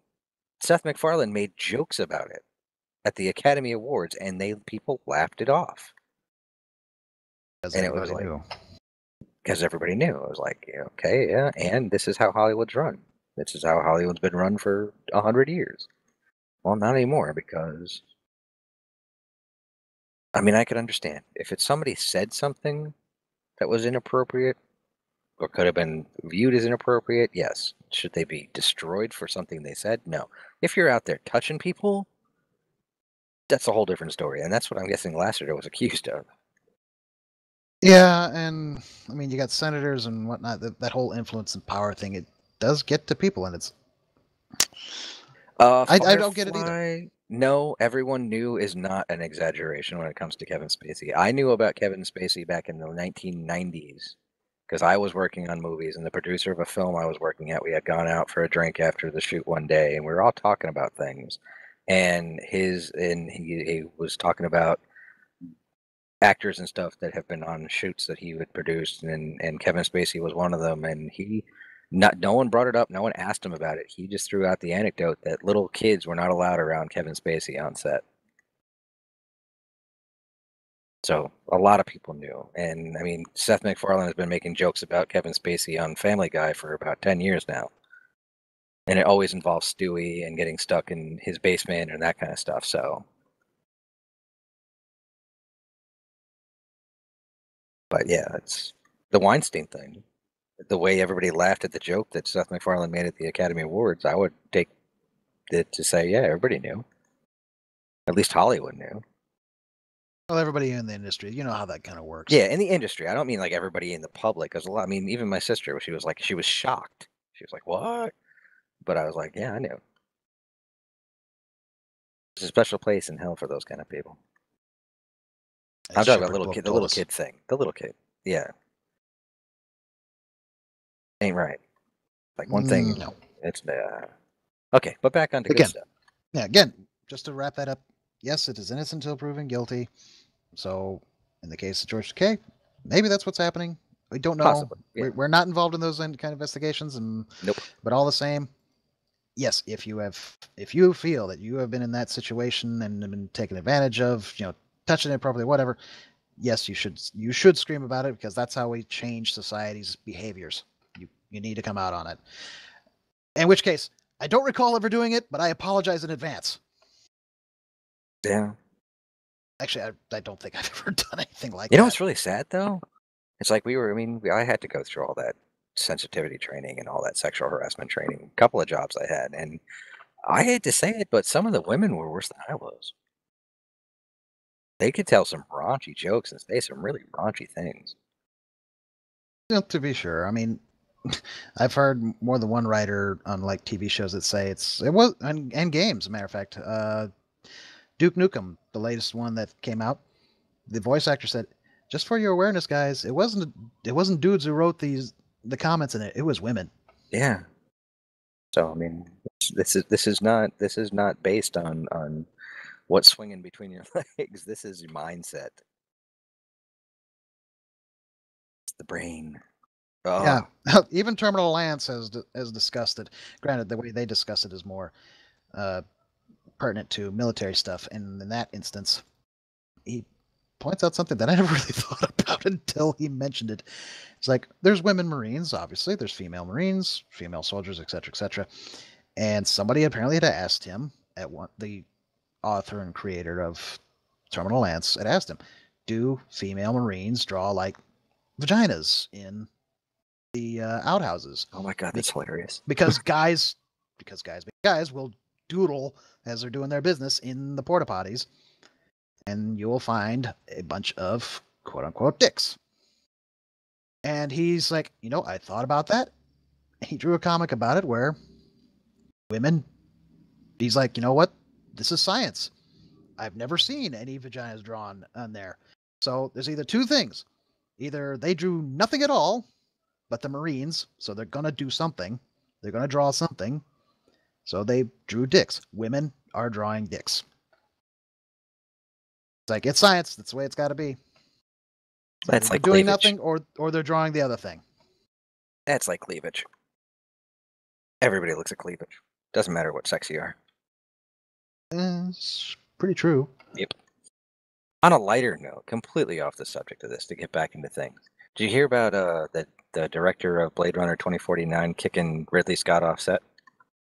No, I hadn't heard about that. Yeah, he let's see, the guy Denis Villeneuve. When he agreed to take this thing, Ridley Scott said that he would have carte blanche, that it would be his movie, and that all that kind of stuff. And he said, but he kept coming to set, and he kept coming to set. Now that has got to be a pretty daunting thing when the guy who directed the original is literally hanging over your shoulder while you're directing, and it's like right there. And it's like, I guess he did it in a nonchalant kind of way where he goes, "Hey Ridley, who's your favorite director?" And he named a few, and he's just like, Ingmar Bergman is probably one of them. He's like, well, he goes, say you were directing a film that was a sequel to one of Ingmar's films, and he was standing right behind you. Would you be able to do it? To which Ridley Scott took the hint and left the set. That's a rather polite way to get it. Yes. Get the point across. The polite way to say, get out. Do it now. Get off of my lawn. Daisy Ridley doesn't want to play Rey after episode 10 or episode 9. Episode 10's happening, folks. You heard it here first. Yep. Oh, episode 10 will definitely happen. That train will not stop until And they'll probably it. shoot forward another 30 years. But she's And done. And that means Daisy really have to come back or they kill her. Yeah. But she's done playing Rey after episode 9. That's until they throw some money at her. It does make you wonder, why would you make such a declaration now? Mark Hamill, he had no problem whatsoever, even way back said, yeah, sure, I'd come back. Why not? Do you think maybe it might be just the whole too much attention? Bad attention? Fanboy attention? Yeah, possibly. There has to be, yeah. The creepy side of fandom. The 4chans. You idiots, stop ruining it for the rest of us.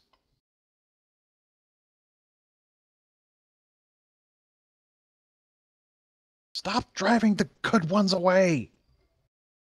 Otherwise, we're just going to be left with Danny Elfman. Ah, crap. Dun, dun, dun, dun, dun, dun, dun. We already got Danny Elfman. I mean, come on. She's the successor to Princess Leia, and we chased her off. No, I haven't read the article to find out why she's done playing Rey, but she says she's done.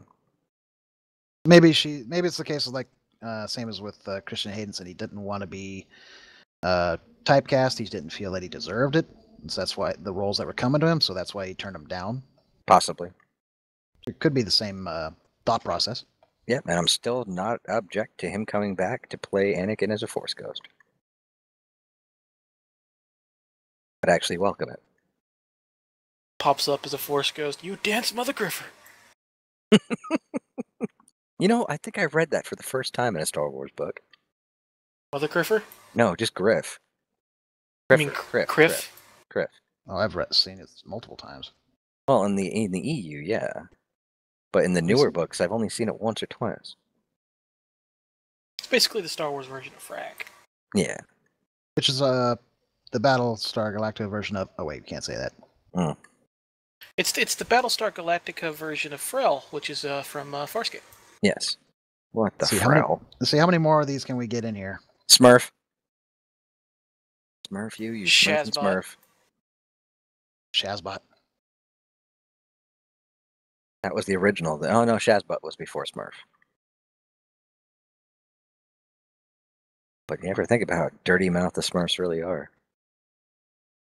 You Smurfy Smurf. Firefly. So fun fact, my go ahead. Go ahead. I was just reading Firefly. I'm getting a master caution and warning on what is that, and then Cubertese. Yeah, I'd forgotten about Cubert. Oh yeah, Qbert. Well, I mean, R2D2 is the dirtiest mouth Star Wars character ever. Bleep out everything he says. Yep. But because of my age, my introduction to Shazbot was not from its original form, but from a video game. What game? And the original Tribes, which was this big, massive multiplayer shooter where you could have like 60 people, 30 teams of 32 versus 32 in these big battlefields where you could even set up like mobile bases and forward operation post, build basically a game that a game developer nowadays says is just too impossible to make, even though it existed 20 years ago. And of course, because voice over IP wasn't really possible that much back then, you had to communicate through emotes, and one of the first emotes that you could do on the keyboard was Shazbot.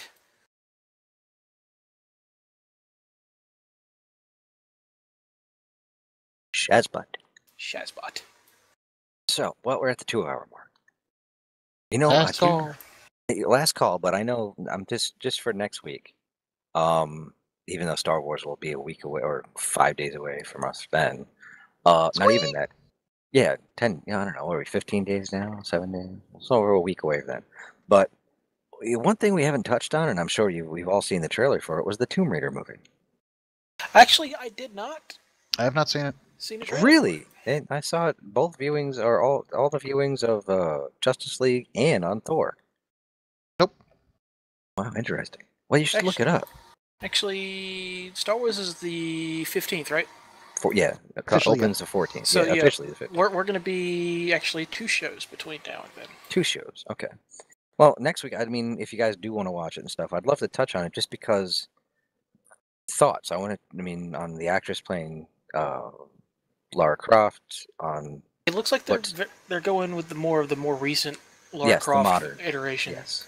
Which, I'll be honest, has me worried because I played the first of the new ones, and I basically had to stop playing because it was basically torture porn. At least the first part of the game. Because there's so much that goes wrong and so many different ways to kill Laura in horrific ways that it was just like watching a Lara Croft-themed Saw movie. It's like an Eli Roth film.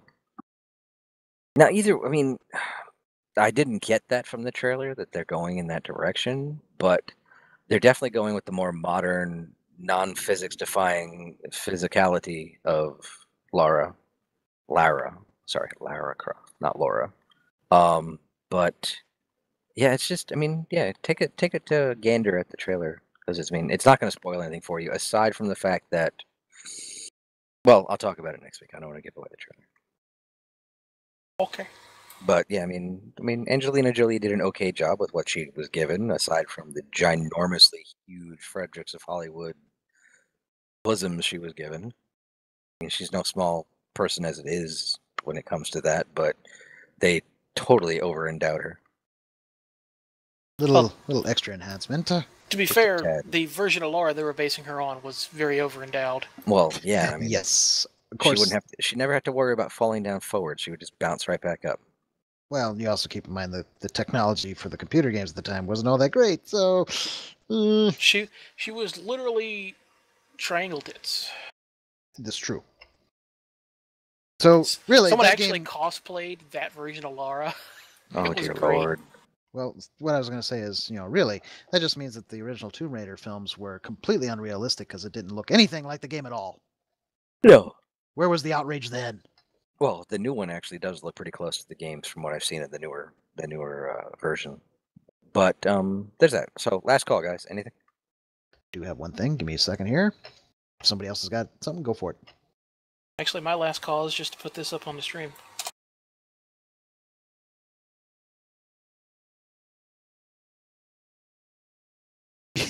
Nice. Oh, her face doesn't look anything the same. Wedge boob. Fake cosplayer. No, no. Once again, we're having the fight again over net neutrality. This time, we got somebody who's in charge of it, who's basically a shill for Big Verizon. Teleco, specifically Verizon. And it would appear that Verizon is attacking Tumblr. Well, so far I've looked that up, and I haven't seen any confirmations. There's a few articles that have looked into it, tried it themselves, and it hasn't happened to them, but that doesn't mean anything. Well, let me rephrase that. It doesn't confirm nor deny the allegations. Because they could have stopped after it was getting out. Yeah, but it's not the first time Verizon has done something underhanded. No. This is true. As a matter of fact, considering how outspoken prior to the purchase by Verizon that Tumblr staff had been about promoting and supporting net neutrality, that after the acquisition they haven't said a word is pretty telling. So, once again, and here's the thing, they're even taking it a step further. They've been caught actually using bots to use customer information to post pro anti-net neutrality comments on the FCC's I can't think of what it's called. My mind blanked. Website? Yeah. No, not specifically the website. Comment board? It's not really a comment board either. It's specific to that particular. It's the proceeding. Something. Yeah, the proceeding. That's it. They did that about 6 months ago too. And they also did it last year. As a matter of fact, someone the bot that ran through doing this literally faked a anti-net neutrality thing, bashing. It was the same post, literally from all of them, about strong, unnecessary, heavy-handed tactics by the Obama administration. Comment by Barack Obama at the White House. The bot went so far as to basically do that. Yeah. So, because the whole net neutrality, and granted, Agit Pie will play it up as, oh no, that's never ever happened, and we can prove it. Yes, it has. Comcast has been caught doing it. Verizon has been caught doing it, and apparently Comcast even has quietly dropped its promises not to basically put in railway, speedways, because I think they feel that they're going to win. So, if John Oliver's call from the previous 2 times wasn't enough, I need you guys to go out there and say something. Specifically, contact your representative, your senator, and we have a couple links that have been put out. You can even text using a thing called ResistBot, which that way, if you don't want to actually talk to them, I know I don't want to talk to them, then you can use that, and it will formulate the letter for you and fire it to your person. It's better to call if you can, but we need to do this. We need to keep pushing them on this because this is ridiculous. It needs to just be made into a law instead of this constant back and forth where you get somebody who's pro-business like Trump and putting other pro-business shills in place like Agit Pie, who don't care. They really don't care what the people have said repeatedly. You're making it a law that stops this. Net neutrality needs to be basically codified and protected, because that's what's going to affect us here. I mean, we're streaming through Twitch. If some other ISP gets it in their head that they don't like Twitch, or they're not getting enough money from Twitch, they could suddenly throttle their, the speed connections until they cave, like Netflix did to Comcast. To be honest, because of the way the internet has become a voice in the of media, social media, and all that, it technically should be an amendment into the almost like an addendum to the first. It should have gone to the Supreme Court and been protected as part of First Yes. Amendment rights. I'll give you that. Well, so anyway, I just dropped a link for it on the Geek EZ. Someone else will have to do it for YouTube, obviously. I did it to YouTube already. And if you want to go to the FCC post itself, I will give you the exact things you need to do. Yes. Here's the link. The specific one that you're looking for, you need to click on Plus Express, because they made it much more difficult for you to find it this time since Agit Pi took over. And then you have to fill out all the little asterisk required boxes, and that will include your address, so just do it. There was some thought that they were deleting them.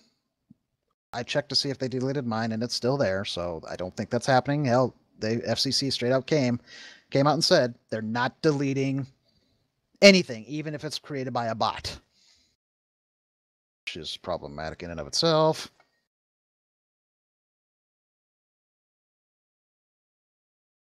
So go to the link, fill it out, and if you want to use the Resist bot, I think it's an app. Let me grab that as well. We're going to cover all the bases here, and then that'll be it for my last call. Now, I know it sucks to even think about this, but the biggest protest, if this does go through, and I'm just putting this out there, cancel your internet. If this goes through and the FCC decides that, oh yeah, Comcast and Armstrong and Bright House and all the other big cable companies and all the internet providers out there decide, hey, you know what? We're going to throttle this and we're going to charge you for this and charge you for that. Don't pay them. Just cancel it. It's going to suck. Yeah, it'd be like living in the 1970s all over again. Well, 80s, early 90s. Yeah, 80s, early 90s. But I'm pretty sure that, hey, people start talking to each other again. There's been examples also shown for like Portugal, which is setting up kind of the same thing. There's no net neutrality protections there. They're not doing it for PC. I guess they're doing it more on the mobile side of things, but that's still setting a dangerous precedent. Yep. But yeah, cancel. If it goes through, it would be very interesting to see. If the entire country would be like, screw you. Find other ways to communicate. But we need to, scream it. We need to scream loud and clear that this is ridiculous. It's stupid. Knock it off. Because the only people this is not a partisan issue. No, both sides have come out and said, no, this is actually a good thing. There is no one that benefits except for the people providing the service. Except for the telecos. Yep. This is, I don't care if you're Democrat, Independent, Republican. Democrat, kaboom. Democrat, yeah. I don't care. I don't care if you're some dude that walks around with a fish on your head. It affects everybody in a bad way. Quite so. So do it. Go to the FCC. Oh. Uh-oh.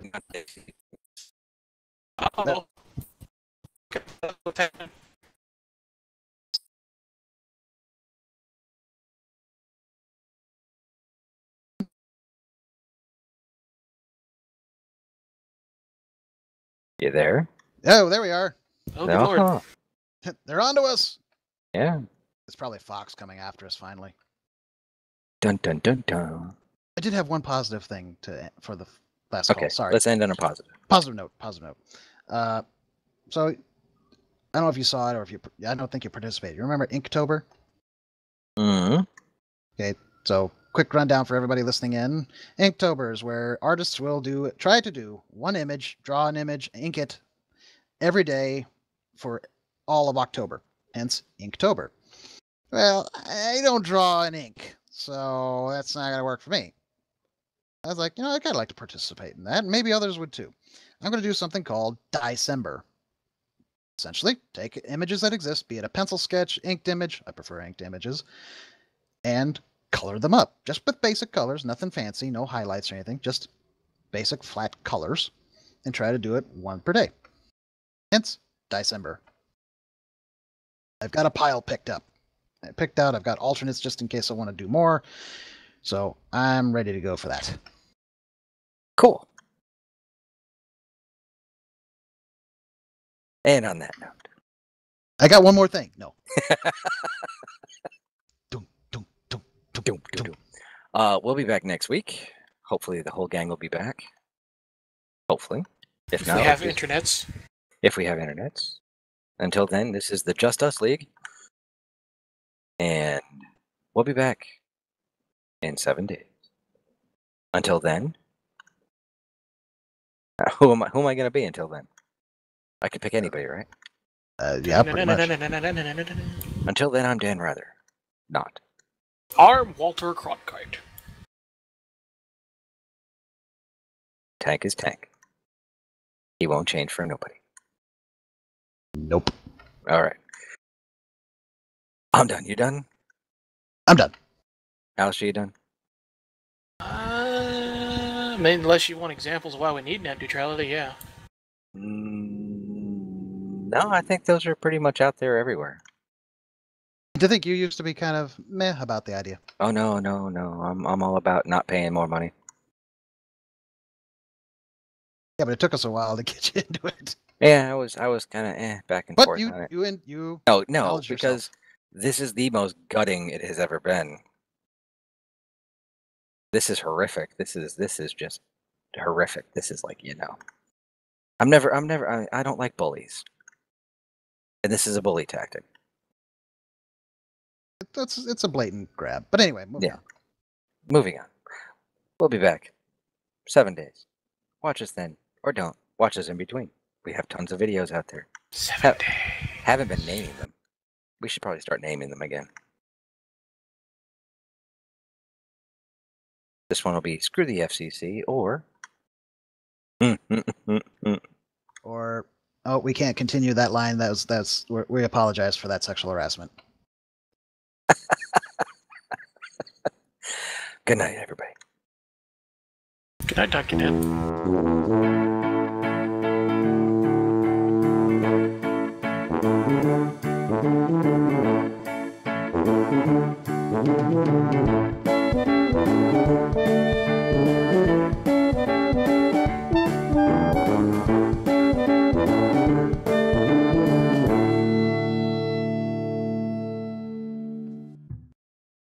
Thanks for joining us at the Geek EZ. We have some big changes coming down the road, but to find out about them, you have to hit that subscribe button. You could also follow us on Facebook and Twitter to find out what's new and what's coming down the road. So do us a favor, subscribe.